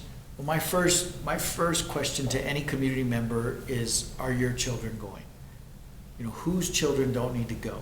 And so what we have to make sure is they have to understand that we're looking at all types of higher education, and in particular with House Bill 8, we can fund non-credit credentials now. There's so many ways for students to get into the system and get through and become much more productive members of our community. We're in addition to College Bound, we do the roundups, El Paso Community College roundups. We target the dual credit students as well as their parents and families, because again, the data is overwhelming that the number one influencer for students going to college is parents. And so I know we always think of their friends, and that's true. The key becomes parents. That's why we did the elementary schools. We start them at elementary, and I'll share with you an initiative that's coming down the pike that Angelica is helping lead through our office. The first elementary school we adopted, those students are going to be seniors this year. Wow. So we're going to track and we're going to follow up with Campestre Elementary. That was the first one we adopted. Then we did Douglas, Dr. Graham. Your sister was leading Douglas Elementary at that time. And then we did Ramona at Isleta. And so we're going to follow up with those schools and those districts, and we're going to find out how those students have done. Have they participated in dual credit in early college high school? We're going to celebrate those students. We're going to try, with the board's blessing, to utilize perhaps some of the Mackenzie Scott resources that we have. Mr. Mendez, Mackenzie Scott, in 21, I got a strange email, but I said, I better follow up. And so I followed up on the email, and they wanted to have a conversation, spoke to them, and they said, we have a donor who's interested in your school. We've seen the data that you all have produced. We would like to ask you some follow-up questions. We did those follow-up questions. This was in late April. By the middle of May, we had a $30 million wire transfer to our account. It was Mackenzie Scott who gifted the college $30 million. One-time funding, no strings attached. And so what the board chose to do, we explored it over a couple of years, and we were fortunate It happened during the pandemic, and the college had so many resources from the federal government, of which about half went directly to students. And so students were well-funded. They didn't need any more aid. It gave the board an opportunity to really decide and determine how we wanted to utilize those resources. And we developed a scholarship program. As Mr. Uxer said, not a, when Mr. Martinez was here, not a promise program, but a scholarship program. It's gonna function exactly like a promise program, but it allows us to, students earn scholarships, and we want them to have skin in the game. And so you earn a scholarship, but we will cover it. We anticipate we'll be able to fund about 200 to 250 students every year in perpetuity. But So not we- 100%. Correct. We're gonna fund them at 8 hours, and then we're gonna cover 8 hours, 8 to 9 hours for them, and then have them cover the last class, so they can be full-time students. The board was also adamant about, there's emergencies that come up that students don't plan for. The car breaks down, childcare, and so we are setting aside 10% of those resources annually, where a student can come in and say, I need $500 for a car repair, and we'll have a short form and grant those. So it's a gifted money or a loan? To get money, no, to get the resources, yeah. Now, you said Dr. Brand took over Dr. Hart's college, Amarillo? Amarillo they have an interim president currently. Okay, yeah, is he continuing the same student services, and do they still have the annual meeting where they bring people in? So, Because if it does, he'd be, yeah, him to see that. they did when Dr. Lowry Hart was there. They have not had it since, but it was in the spring that we went, late spring. So I'll follow up and check to see what it But is. if he can see what. Oh, yeah. When you talk about assisting, that gives what they do gives you a larger scope. You don't want to do that all in one shot, but at least Correct. it gives you. Yeah, so what Amarillo College did, Dr. Lowry Hart was their president for about 7 years, just did a really good job of focusing and partnering with communities, and then went forward with setting up a food bank for students, setting up a clothes closet for students. And we have it as well. There's times where students don't have enough to eat. And again, when we were in school, it was, you got to pull yourself up by your bootstraps. And, I lost 15 pounds my first semester because we didn't budget for food. You didn't have 15 pounds to lose. Judge, I weighed 143 pounds as a freshman in college. But the key is we want to make sure that we understand that now. It's no more a look to your left, look to your right, only one of you will make it. We need them all to make it. Now, we're not going to lower the bar. We're going to continue to raise the bar. We're going to provide those opportunities for them. So Amarillo's done a phenomenal job of setting up support structures through a food bank, through a clothes closet, through some rather intrusive, from my perspective, intrusive advisement to help those students. We had gone right before the pandemic, and we're continuing to move forward with that. We have a food pantry at the Valle Verde campus. We're continuing to move with that. We're getting ready to launch a clothes closet as well. And so we'll move forward with those. A couple of other things as conversation has come up. We are moving forward with a contract with, I forget the group's name, but it's Rob Johnstone. Dr. Rob Johnstone has been affiliated with community colleges regularly, and actually we're moving forward with Education Design Lab as well. Education Design Lab will be funded by CREED. They're going to fund that for us to participate. But what we're looking at is helping us develop pathways to shorter-term credentials with these agencies. We're looking at logistics, cybersecurity, occupational therapy assistance to be able to move these forward. These are the kinds of things that we feel we need to make sure that we're on top of, not only for the community, but then we turn around. Thank you, Belle. It's the National Center for Inquiry and Improvement, NCI squared. And that's the post-graduation success framework that we're working with EPCC. But not only that it's good for the community, and we would do it regardless, but now we get funded by the state on these as well. There was an IT program that I thought we'd already approved. Cybersecurity. Cybersecurity. Yep. Yeah. Is it in operation? So Still what, playing? though, that was approved by the board in October. The coordinating board has Yeah. approved that we expect launch for this fall. Oh, okay, so it's coordinated. Yeah. Okay. And they've approved it, and they approved it very, see, that was the other thing about Commissioner Keller. The coordinating board can take long, or they can be fast. And under Commissioner Keller's leadership, they were very quick to approve new programs that the board had approved. So we can move forward with a quick launch. Yes, ma'am. There's kind of a interesting problem that's developing with the early college high school kiddos, at least in the district where I have contact with people. Because as you know, some of the high schools have a cap, like we can only take 100 or we can only take 100, 125, yeah. 125.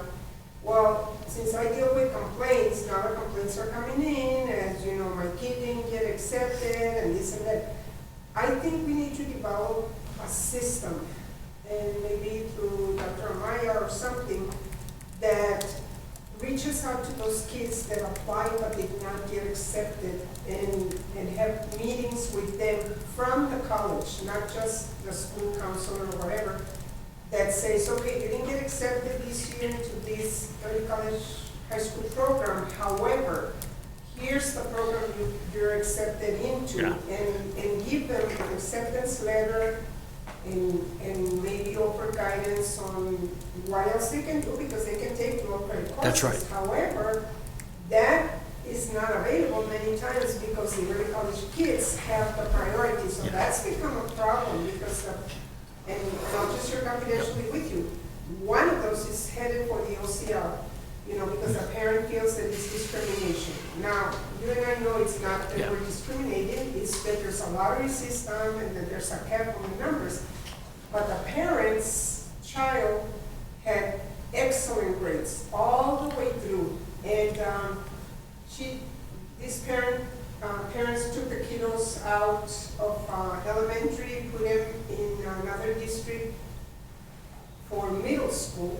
Then they brought them back to the high school, that they live in that area. Yeah. Except that in that high school, the 8th graders had already been Selected. for the early college high school. So that's where she's linking this education discrimination, because we're not accepting her child. Even though the child would have graduated top 10 because she made it on her own. She took classes, she even took some outside of the high school to up her GPA. And the problem is, she didn't make it to the top 10 either. Because why? The early college high schools made it to the top 10. So that's creating a problem that's going to expand in the community. And so how do we reach those kids to put a letter in their hands and say, you are accepted in the community college, but this is the route you will take. If there's vacancies over here, which we don't have too many vacancies, but if a vacancy should occur, that student can then shift over to the early college high school. So that's one problem. The second one is that we're getting quite a few military that have already heard about the early college high schools. And upon their arrival, they find out, well, these kids were pre-selected since 8th grade, so we don't have slots anymore. Yeah. Now, we're dealing with a military compact that the state has that says we need to accommodate for, the transitions. So really, we should put them into an early college high school program. Yeah. But upon not having space available because all of the slots are taken, that's creating a problem. So how are we going to solve it? And I Yeah. don't expect you to have an answer. No, now. I no, just Dr. want Graham. you to be aware of it, that this is becoming a bigger issue than where we had before. So fascinating. So we just held the El Paso Collaborative for Academic Excellence. This is a group that Dr. Natalicio created back in 1992. So it's now 34, it's in its 34th, 35th year now. Dr. Natalicio chaired it until 2017. She asked me to chair it from 2017, and I've remained chair. So we held it here at the college. Dr. Wilson was here.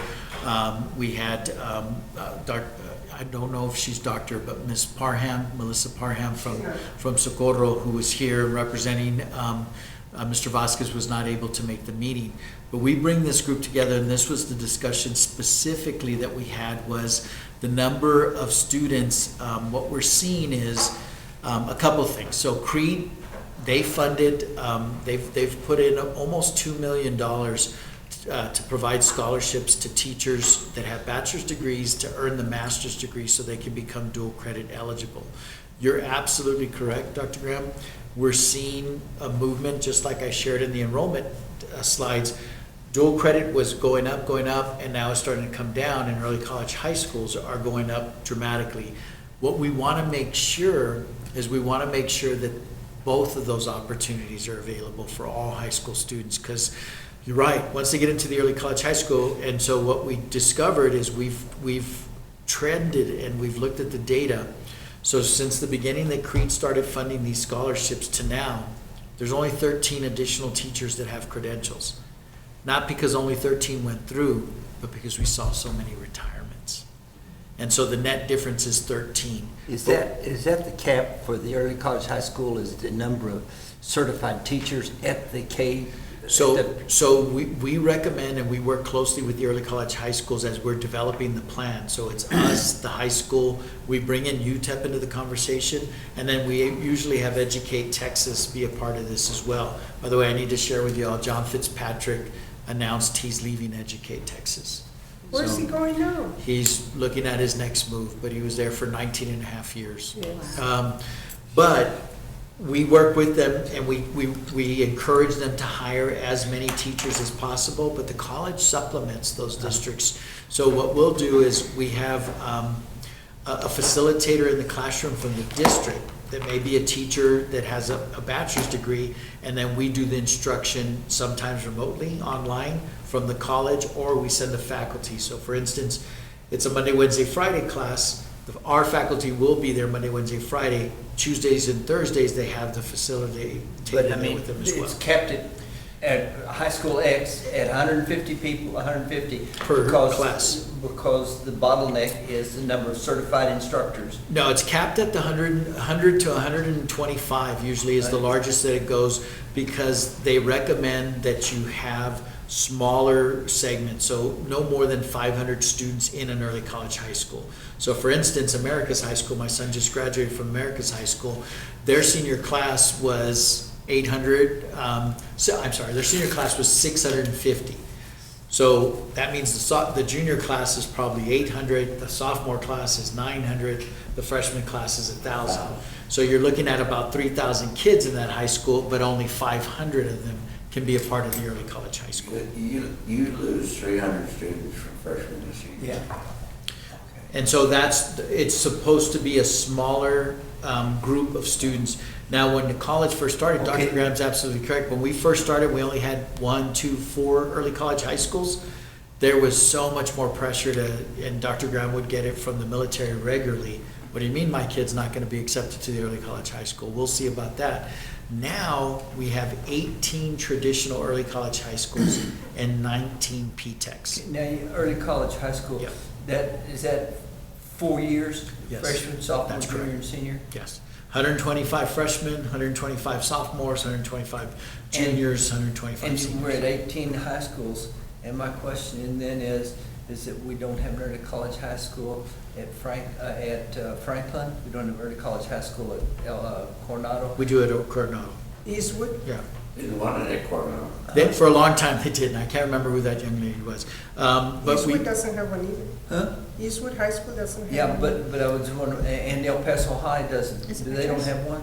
So I was just wondering what's wrong with the west side? They just don't Because like they it. believe Dr. Rhodes had to go to Coronado Yeah. because his kid was going there. And he had to beg that woman because he said, no, we're going to take AP courses. Yeah, okay. So And they think the AP courses, which are, to me, aren't worth a damn.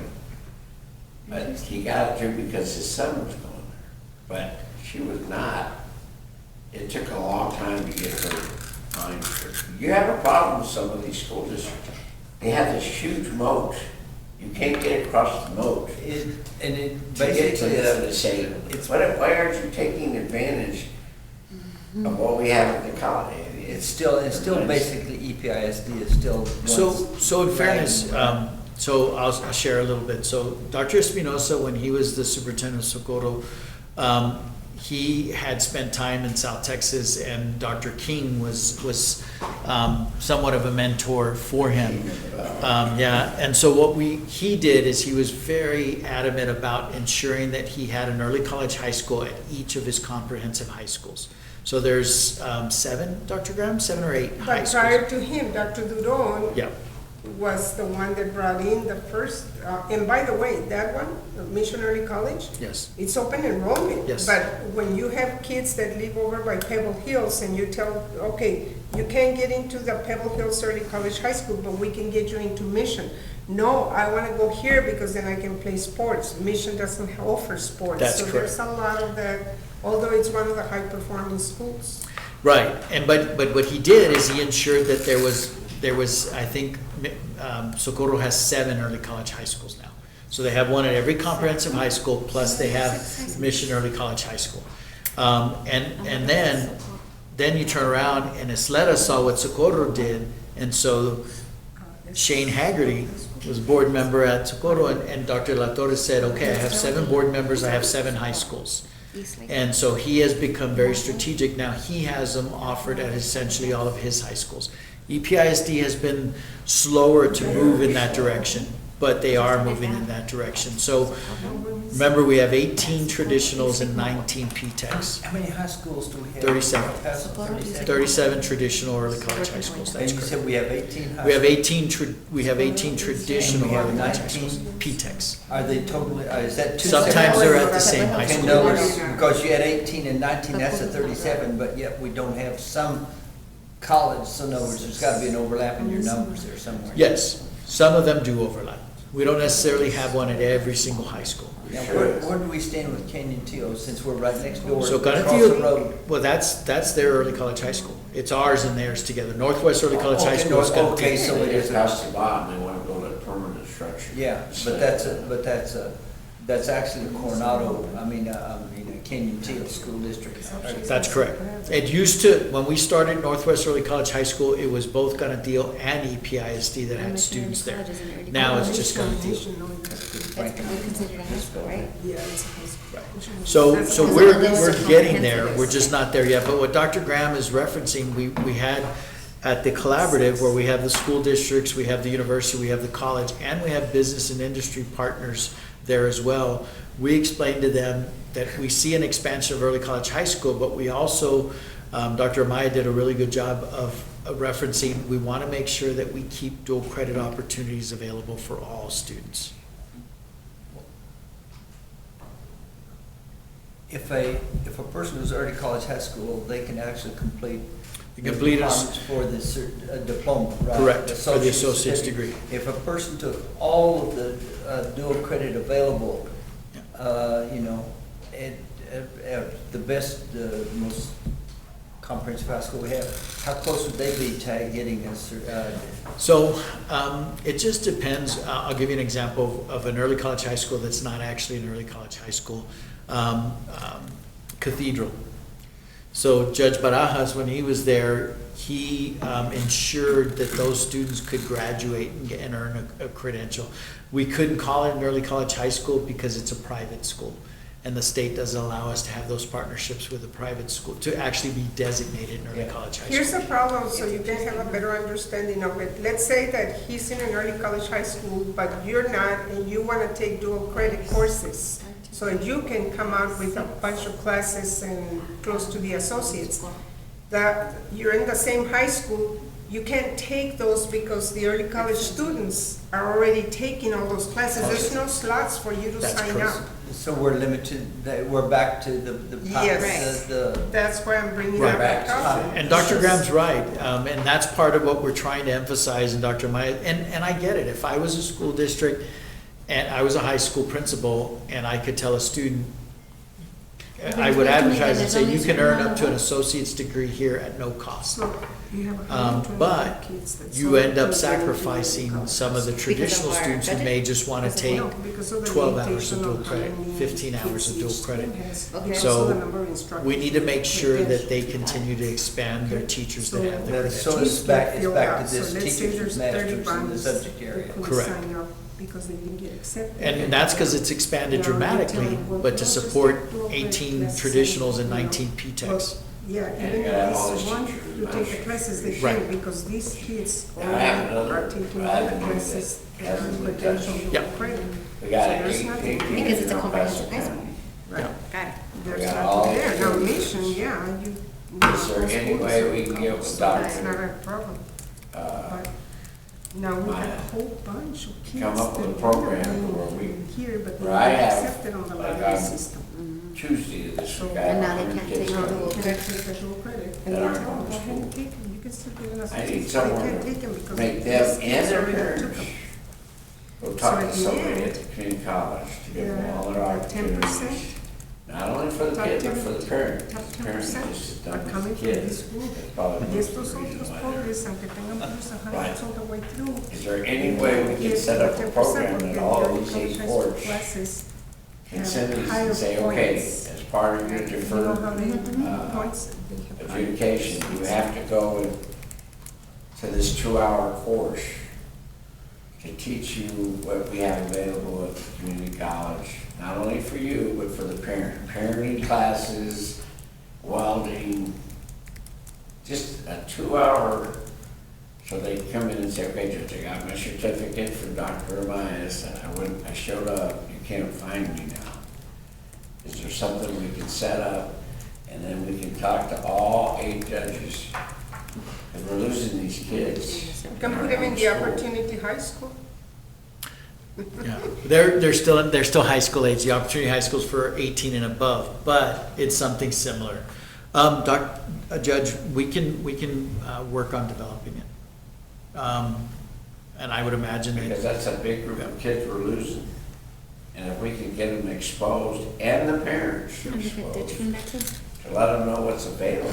And tie them into an apprenticeship, Because the parents don't know what's because they available. want to drop out. They're too busy trying to make a living to put the kid food on the table. But if they're exposed to somebody from the college that says, here's what we have to you can offer. apply for Pell Grants, your kid qualifies for this grant, your kid can do this. The parents- You're essentially looking at somewhat of a mini orientation. There you go. Yeah, yeah. Orientation for kids that don't go to school. We And can- even we can have it orientation done. for these others that I was referencing that are disappointed set it that up. they didn't get into the early college high school, because believe it or not, there's a negative piece attached to EPCC, because these kids all know that these other kids in the early college are going to EPCC. Well, EPCC doesn't want me. No, it's not that EPCC doesn't want you. It's capped, yeah. You didn't make it in the lottery system, but you can still go to EPCC. Right. You No, know, we'll but follow we've gotta up. reach out to that group.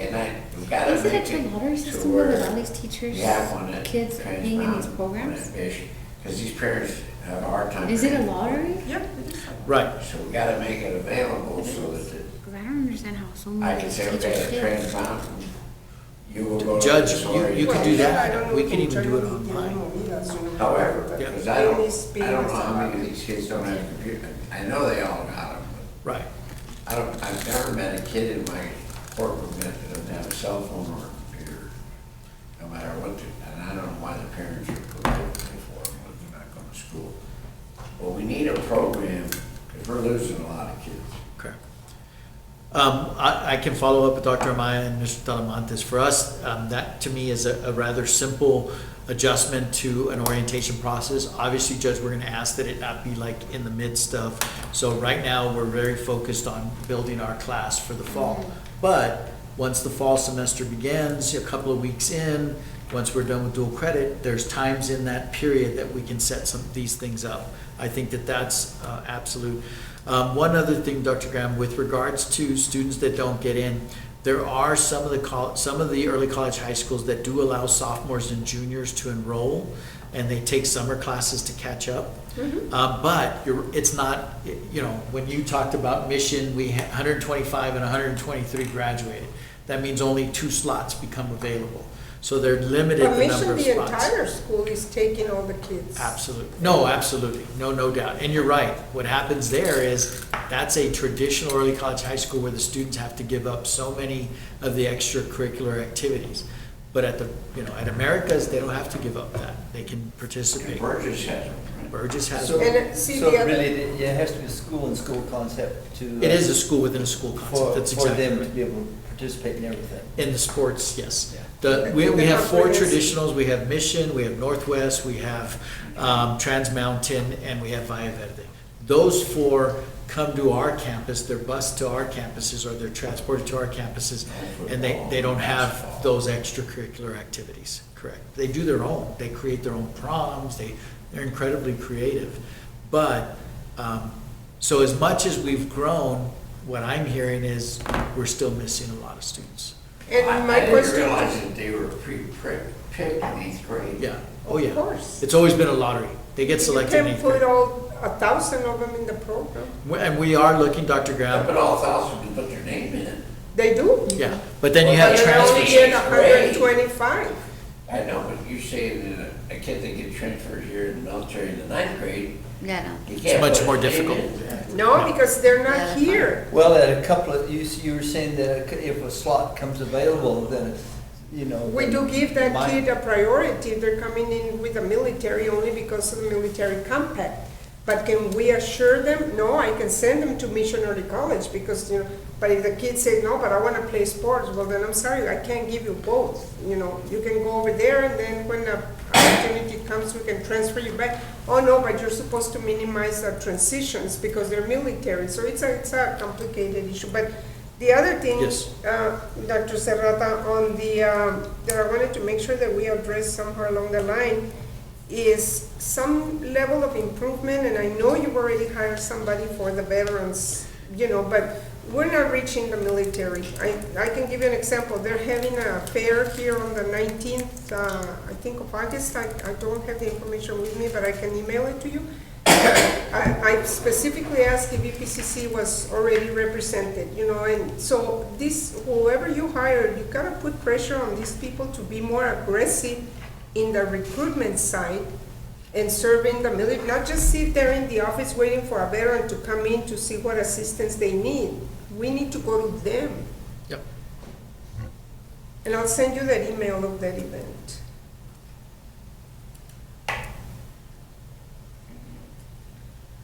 Where you go. No, there's nothing wrong with it. This is job security, Judge. No, we have to make sure that we, and you all have the voice of the community. This is key for us at the institution to be able to ensure that we are reaching these individuals. It's our Veterans Resource Center, Dr. Graham, and I will find the director of that Veterans Resource Center. We need to make sure that we're reaching out. It's a significant population for us, despite, as Mr. Uxer has said, despite Hazelwood not covering the costs.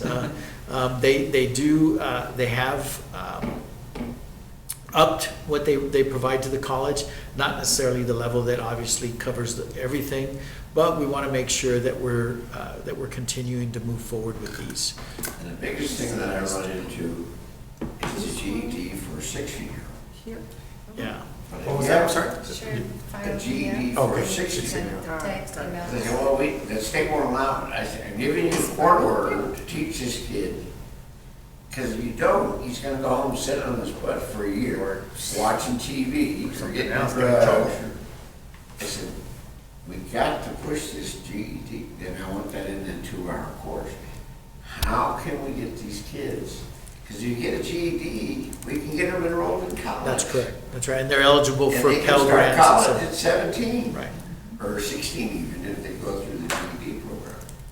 Well, Because you have these smart kids, and they're bored, and they're sitting at home, and they're not going to school. what's the restriction, 16G, you can't take Well, a they GED? use all kind of excuses, the TSA or the Texas Public Schools or whatever won't allow it. And then I get one TA. person says, oh yeah, 16-year-old. I get all this different They won't allow you to award a GED to somebody that's under 16, huh? No, they don't, and the GED test is very, become very difficult. So It's even if they're 18 and they're trying to take a GED, they're not gonna pass it. It's become very difficult. So a couple of other things with regards to. I wouldn't before- pass it, I looked at it. Before we leave the military in Fort Bliss, Dr. Amaya and Mr. Talamantes, they are working on getting final approval for base access. So this has become, I remember. Can't the military build us under the contract? No. No, because they're military, They they're high come to the school traditional kids high schools, go yeah. to Don't we Shapen. have one at Chapin? No, We do not. That's where they need to put it. Yeah. So That's we're not- working on getting access. It's been very delayed for us to That's get. EPIC. Well, no, I'm talking about access to the base. So we think of when General Petard was here. General Yes. Petard worked really hard to make Fort Bliss open to the community. Obviously, there was this guy some, sounds like he's gonna do that too. I don't know, Dr. Graham. So we've not had a general since General Petard was here. In fact, they've gone back and restricted access much more. In fact, Maybe you haven't had a general. we haven't had a general who's been open to, Okay. to having the kind of access that General Petard In other had. words, your No, command we've had structure- generals, yeah, Your command structure correct, just doesn't recognize it. as a priority, right, as a priority for Two-star. He's a two-star. But then again, in all fairness to Fort Bliss, I don't see anybody from EPCC at the table when he meets with representatives from all the ISDs and you know, he has these events. Well, we need to make sure, because you're right, not just our veterans person, but other individuals as well. There are veterans Your individual. cabinet people, Yeah. because he invites the ISDs and their cabinets. Yeah, Carl Dwyer is the director of Veteran Resources. He has met with the Fort Bliss folks, but we need to make sure that we have more than just him, Dr. Graham, and we will make sure that we have that. But he's, not to No, argue with you, but he's on the other side. He's on the Veterans, veterans recruitment side. yeah, These other people. active duty. Are for the ones that are arriving, the ones that are there. The top brass is at that meeting. All the superintendents are at that meeting. They have lunch with him. He's asking, what more can we do to, you know, and again, I'll send you the date when the invite comes. No, please do, and I will make sure that I attend myself. He and actually then- has a full calendar that he sends the ISDs, and I'll send you that Yeah. calendar of different Events. Okay. Or I said he could be For the included in whole that year. email thread. Yeah, so I will make sure that myself, Dr. Maya, and Dr. Smith, if we're at all able, one of us or all of us can attend that Okay. event. We are about to graduate our second class of the EMTs through the military. July 2nd. That's correct. Tony Ayub has done a great job with that. Dr. Ajar has done a great job with I that. think I put it on my calendar. This, at the first graduating class, Congresswoman Mhm. Escobar was a part of that I as think I well. put it on my calendar. And then we had the commanding, Mhm. who was it, Mr. Uxer? I cannot recall his name. Yeah, it's a command sergeant major for the Army. Correct. Med, Medco. Medcom. MedCom, MedCom. that's right, the MedCom. The MedCom leader. cohort. That's right. Mhm. Absolutely. We will make sure that we're a part of those. Please forward it to me, Dr. Graham. I will, sir, I'll send you Yeah, I the, want to make sure that we do a good job with them. We have not received the invitations of late. It's probably been before the pandemic. and But they've had a couple of changes. Mr. Gully, who was the one that would send the invites, retired, but it's another one that was retired on the job, so, but now there's gonna be a new person there. Who's responsible for the coordination with the military, like you're invited and to this graduation ceremony? Who's responsible for doing that? from the college, so. College. I don't know if we have anyone specifically responsible, Mr. Uxer. We receive those invitations from Fort Bliss proper. But I don't know if we have Well, it designated. just seems to me that the college, like, I was just thinking if, well, I don't know, either come from you or maybe Dean Hajar actually makes contact with the commanding general. No, they have a separate unit, like the ones, the people that were there at UTEP with all the kiddos from the community. I don't know how many were invited, but it was a full house there that signed up for the military. And they had a huge event there, but again. No, I'm talking about the ABCC wasn't there. like the graduation for this, and invite the commanding general. If the commanding general comes, then all of a sudden, it becomes an important thing for everybody else below them Yeah, that would to be us. identify with it, you know. That would be us, Mr. Uxer. It's a great You suggestion. can just get command recognition, if not command emphasis, Yeah. you know. What we'll do is for our December commencement ceremony, we'll make sure our office will send an invitation to the CG. And what you do is you'll probably get a contract, chiefs of staff, and they'll designate one. It's fine. But as long as it comes It's from on the their command- radar, If right. it comes from the command structure, then everybody says, I need that on my OER. Right, and that's, I mean, you think about, those are the ways that I met Colonel Weston. Yeah. So Colonel Weston was part of, I just mentioned his name, General Petard's commanding structure. He was a colonel under, when I went to meet with General Petard, Colonel Weston was there. Speaking of military, have we straightened up the land agreement? No, that's on me. In fact, listening to this conversation, I thought I had sent out the letter. I have the draft. I will send it to Dr. Shabbat and Mr. Gallardo.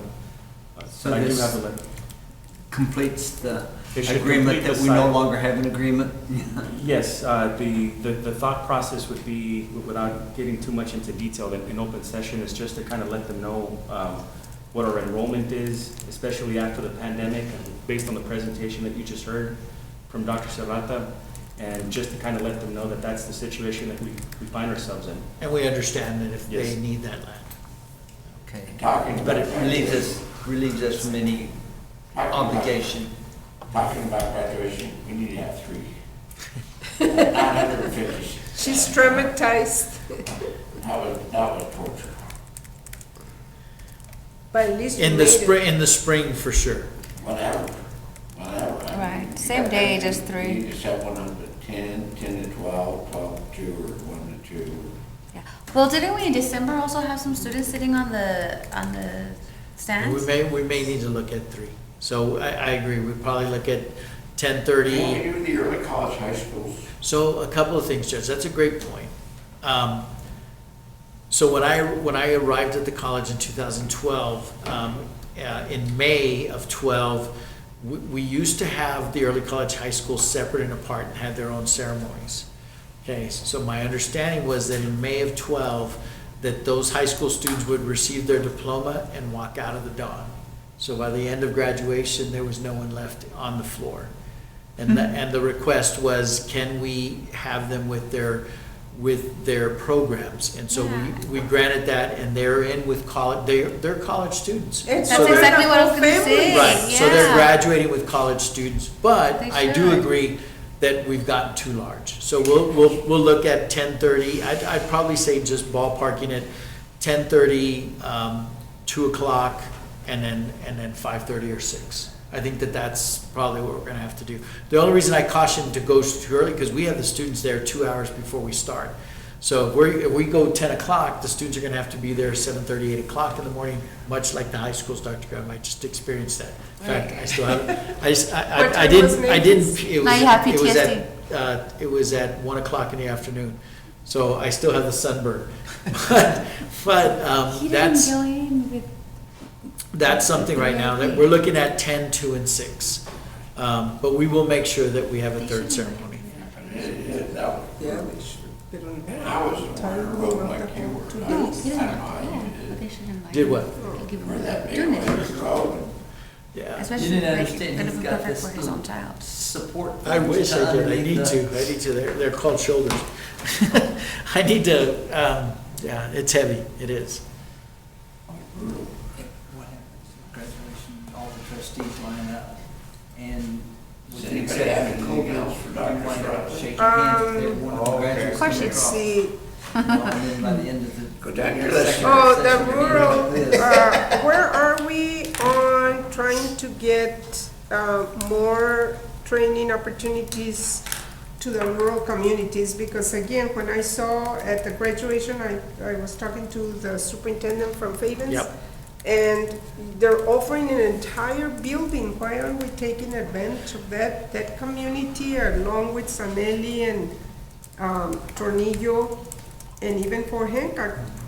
We could capitalize on some classes that can be offered there. They might not need to be the credit courses, but now that we've got this House Bill 8, Yeah. we need to take advantage of that. And I know you've been in contact. No, we've met with them several times, Dr. Graham.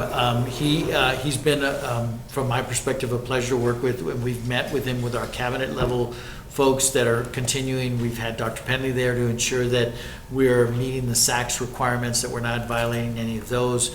In addition, we've had Dr. Amaya, Dr. Smith, even Mr. Fernandez, to make sure that we have the IT capabilities to make sure that we're providing those. So we met with them at the Mission Campus last. We hosted them. We had lunch for them.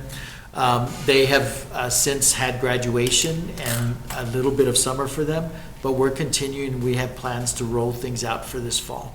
But is that to attract the community people, or are we looking So we're- specifically of just high school kids? No, we're looking at both. Because we have a lot of dropouts out there. Yes. A lot of unemployed people, a lot of, we should be capitalizing that whole entire, even the children's college could put some classes out Yeah, there. Dr. Graham, to we're get the EPCC name out. Yeah, we're at a point where we're ready to provide virtual access to ABE guidance and assistance, adult basic education for the community.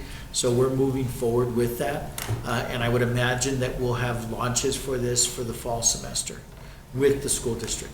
So we continue to work with them. Again, he's been, that superintendent, what is his last name? Torres. Superintendent Torres, yes. He's been really good to work with, been very open. He's provided that opportunity for us. We have our cabinets meet together.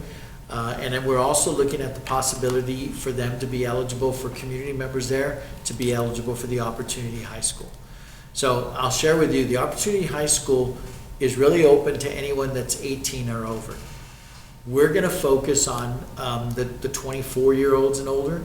Now, we're going to continue, if they choose to come to us, an 18-year-old, et cetera, we'll take them. But again, the school districts have opportunities from 18 to 24 to keep them and to receive that ADA funding. I don't want to be in competition with the school districts if for whatever reason the student But chooses the reality us. is they're not addressing the 24-year-olds. Correct. So 21, yes, Yeah. but below 21, we're not, unless they're sped, completely sped, Right. that would not be a candidate for the college anyway. Correct. We So- can't go down to 16. We cannot.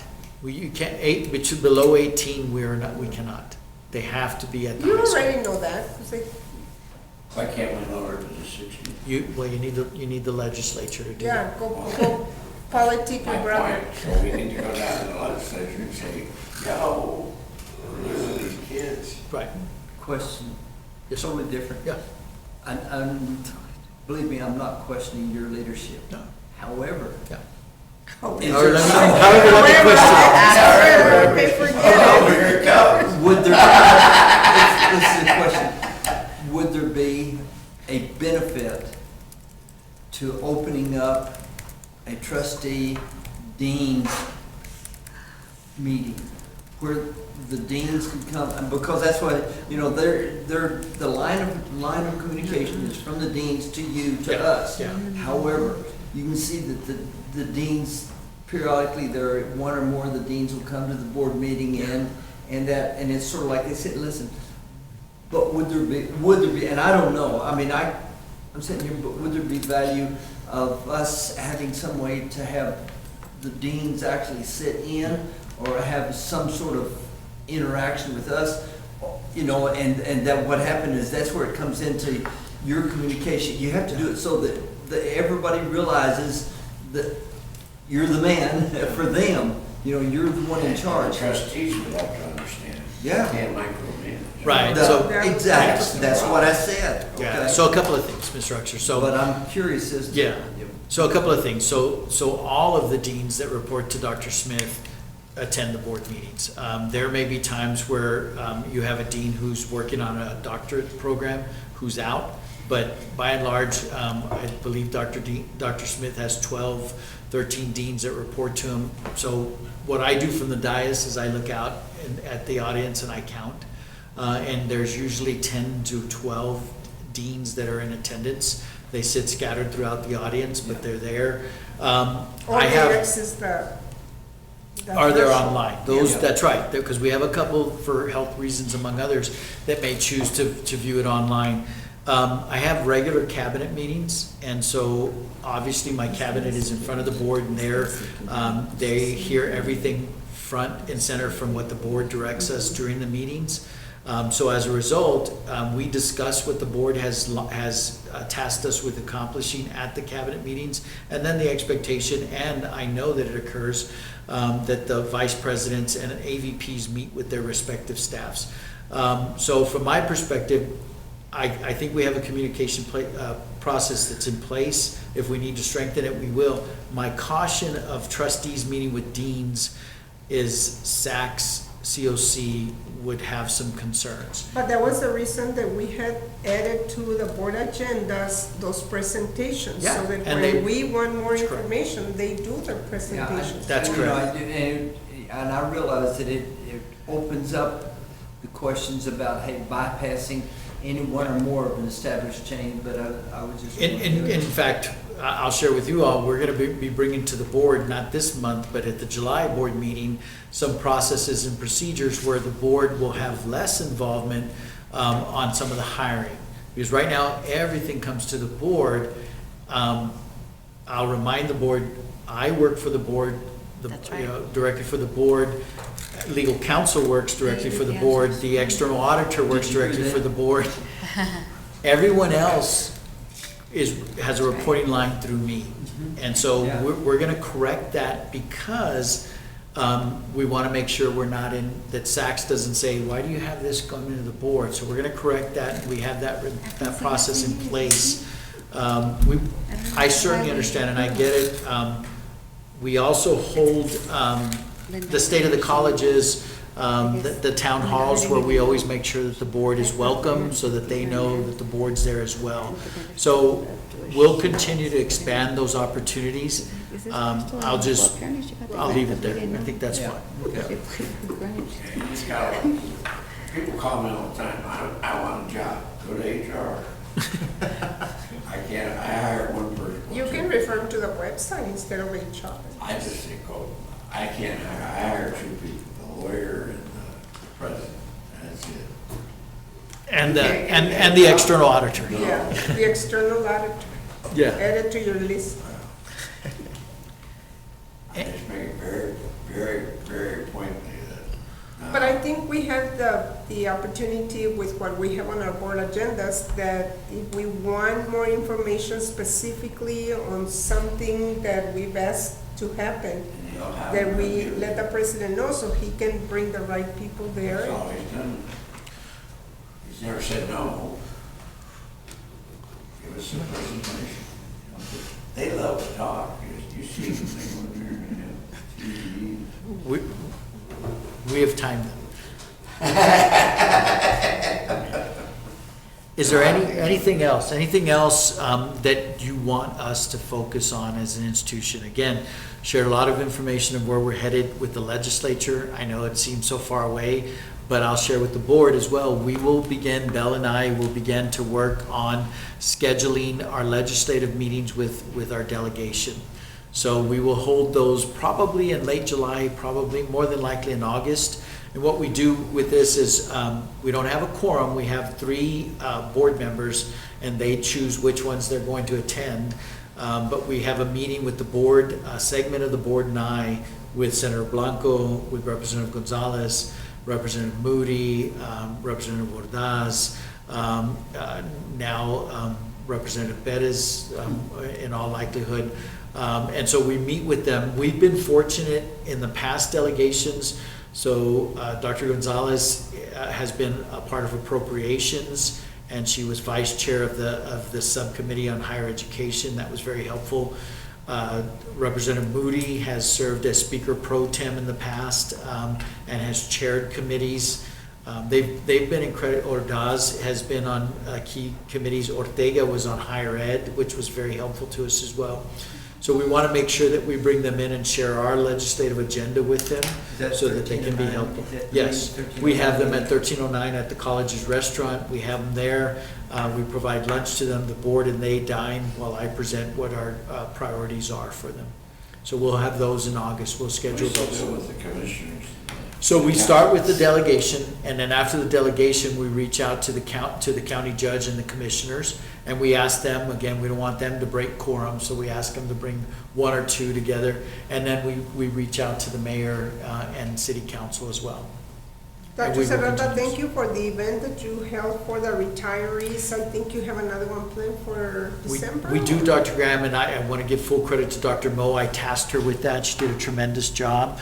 This was, again, Dr. Graham had suggested prior to the pandemic that we really develop a retiree association because they would be very helpful knowing the college, being ambassadors for the college, and if and when we choose to move forward with a bond, they could help the college tremendously because they know it best. And so we had started it, the pandemic hit, but we've relaunched that. We had at Building B, we had 1309 cater it. We had a wonderful event. We had a spectacular turnout, well over 100 people. Yeah, well over 100 people that were there. I provided them what our legislative priorities were and what we had done with the legislature. And really, what I heard most, Dr. Graham, it was really good to see my colleagues again. I connected with them, and they gave a lot of compliments. The board and the college have done so much for our community any way that we can be helpful. So it was a great idea, and we're going to continue to move forward with that. I do want the board to know that Dr. Moe, while we've been in here, despite the fact that she's on vacation, we've already gotten EPCC News, and the press release has already released information about our newest trustee, Mr. Mendez. So all of that is out there. We've made sure that. She's got your picture. Yeah, look, there, As long as the sheriff, as long as the There he police is. department don't have it. The post office has that. there you go, Mr. Mendez. Oops, All right. to do that. Yeah, so EPCC Board of Trustees fills District 4 vacancy. It's on the website. We've already sent it out to all of the media here in our region that we're ready to go. And so you may get calls for comment, et cetera, but we have that out already. Again, that's where we're headed. Again, I really appreciate the board taking the time and providing direction on areas that we need to improve, and we will. And we're excited about these opportunities. We'll move forward on these. And we'll continue, Dr. Graham, to work with our district partners to try to expand the traditional dual credit offerings. Dr. Maya has been very vocal about this, and in particular this past week with the collaborative, where we have the districts as well as the university and business and industry to say, we want to make sure that we're serving all kids, all students, that they all have an opportunity. And yes, the early college high school is a unique opportunity where they can earn up to the associate's degree. Mr. Uxer, our early college high schools, the majority of them, they don't just graduate their students graduate early. So the second semester of their senior year, they're taking classes at UTEP. Mm-hmm. And so we want to make sure that everyone has those kinds of opportunities. We'll work with those. The military, I heard specifically, Dr. Graham, send me those invites, and I saw that, thank you. And I will make sure that Dr. Smith, Dr. Amaya, and I have that opportunity to, if all of us can make it, we will. If not, we'll make sure that we're represented. Judge, we will take care of commencement. You will not have to stand for more than a couple of hours, but we're already looking at, we need to make sure we have 4 hours between, so in all likelihood, 10, 2, and 6. We're going to follow up with Superintendent Torres and his team. They're out for the break right now, small break that is well deserved, but we'll move forward. We'll look at the truancy program that you mentioned. I don't see that as an issue where Mr. Talamantes and his team, Dr. Maya and their team can move forward. Again, the only thing I'd say is it's going to be in the lull periods, Judge.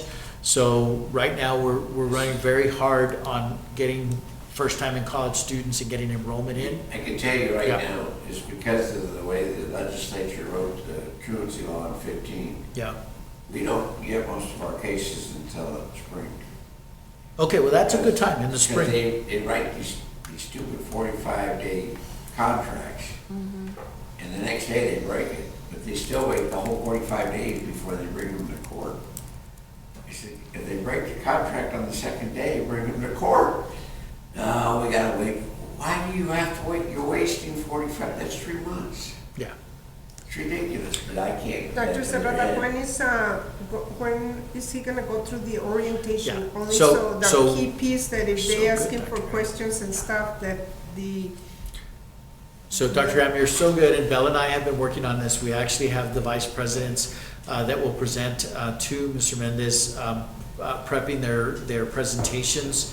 I will provide a very shorter version of my evaluation, Judge, so that Mr. Mendez knows what we're focused on. See it firsthand. You're like, how am I gonna be there? Let me listen to the whole thing. We're scheduling that. We'll check with Mr. Mendez' schedule. We have tentatively a couple of dates in July the 15th and 16th. He's about to head out for a number of weeks. And then I'm going to be back and forth. After the board meeting, I fly out of town. I get back on the weekend, and then I'm going to drive to South Texas to visit family. So we tentatively have it scheduled, Dr. Graham, for whichever day works better for Mr. Mendez, either July 15th or July 16th. So we actually already have it on the calendar. You know, we're ready to go with that. Now, the presentations aren't completely ready, and we're working. We need to finish this weekend, and then we'll get everybody up to speed to move forward with that. And then I know you were asking about like some other opportunities, you know, learning opportunities and stuff like that. One of the things coming up is the 2024 CAT Annual Conference in Amarillo, Texas. Amarillo by morning. Fun time, right? Amarillo. Well, that's an opportunity for him to see exactly Yeah. what you're. Exactly what you were talking about. So he was saying about different things. So When this is is the that CAT one? conference, September 12th through 14th. September. September. Is that the one that we used to go to, like, Fort Worth, or is that? Right, Yes. right. So the theme of this year's conference That's on my is calendar, collaborative connections, They'll send community that college to- governance, and K through 12 partnerships. I'm just giving my speech that I gave the other day on my webinar. It's already on my calendar. Right. And so there'll be a lot of different information that you can get, and that's, you know, for all of us as well. That one's specific for the state, and right. then in October, we have the national conference. Yeah, those are the two that you really gotta work. Speaking of which, we're gonna have to move our board meeting. The state. It's October 23rd, and that's the start of the ACCT Right. conference. October Oh, for 23rd October. through the 26th. do we have to have a meeting that month? We do. October, yes, because we I would won't suggest the November. 22nd. He says we gotta have one every month. Agreed? I think it's important I for the think community. Mr. Ortega Right. says gotta have one every month. So I would suggest to the board, we can either look at the week of the 28th, or we can move it up earlier. I would probably suggest the 29th or 30th, Judge, but we'll work with your schedules on that. The trustee conference is October 23rd through the 26th, so Wednesday through Saturday, Mr. Mendez. Okay. And this year it's in Seattle, Washington. Yeah. So Amarillo, Seattle. Both are great. I've been to both, they're both great places. Yeah, they're both great Look, I'm the places. chair of the education committee. You're gonna go to. I'm just kidding. It's Gonna on go to my Amarillo. calendar, ma'am. I'm not you. I'm just telling him. No, it's on my I calendar. would I have will picked be you. there too. I will be there as well. It's on my See, calendar. and you think I'm just I'm messing bossy. And you think I'm the bossy one. No, yeah. Well, I could make a comment, but I'm smarter than that. I'm over 65. I could say something about it. He knows better. He'll get in trouble. Is there anything else? No, sir. Thank you all so much. Really appreciate you sacrificing, in Belle, particular, thank you. weekends. Belle and Leslie Yes, thank did a you very tremendous much. job. What's your name? Leslie, Leslie. and I then have a Leslie. Then, Mr. Ortega, you and Ms. Marin, we can't thank legal counsel enough for being here on a weekend as well. We know we're taking you away from your family, Really appreciate all of the time and effort to make sure that we're up to speed. And then our board, it's very nice to have a full board. The difference is that we don't charge you by the hour, where That's- some other people do. And Mr. It's Mendez, part of there's a the- rule, And they part of go the to contract. Spain. there's a rule, every time you come, you have to bring Bell like donuts or something. Thank you all so much, Judge. I leave it to you to adjourn the meeting. Okay, do I have a motion to, everybody who wants to adjourn, say aye. Aye. Anybody opposed? We are adjourned. Thank you, Judge. Thank you all so much.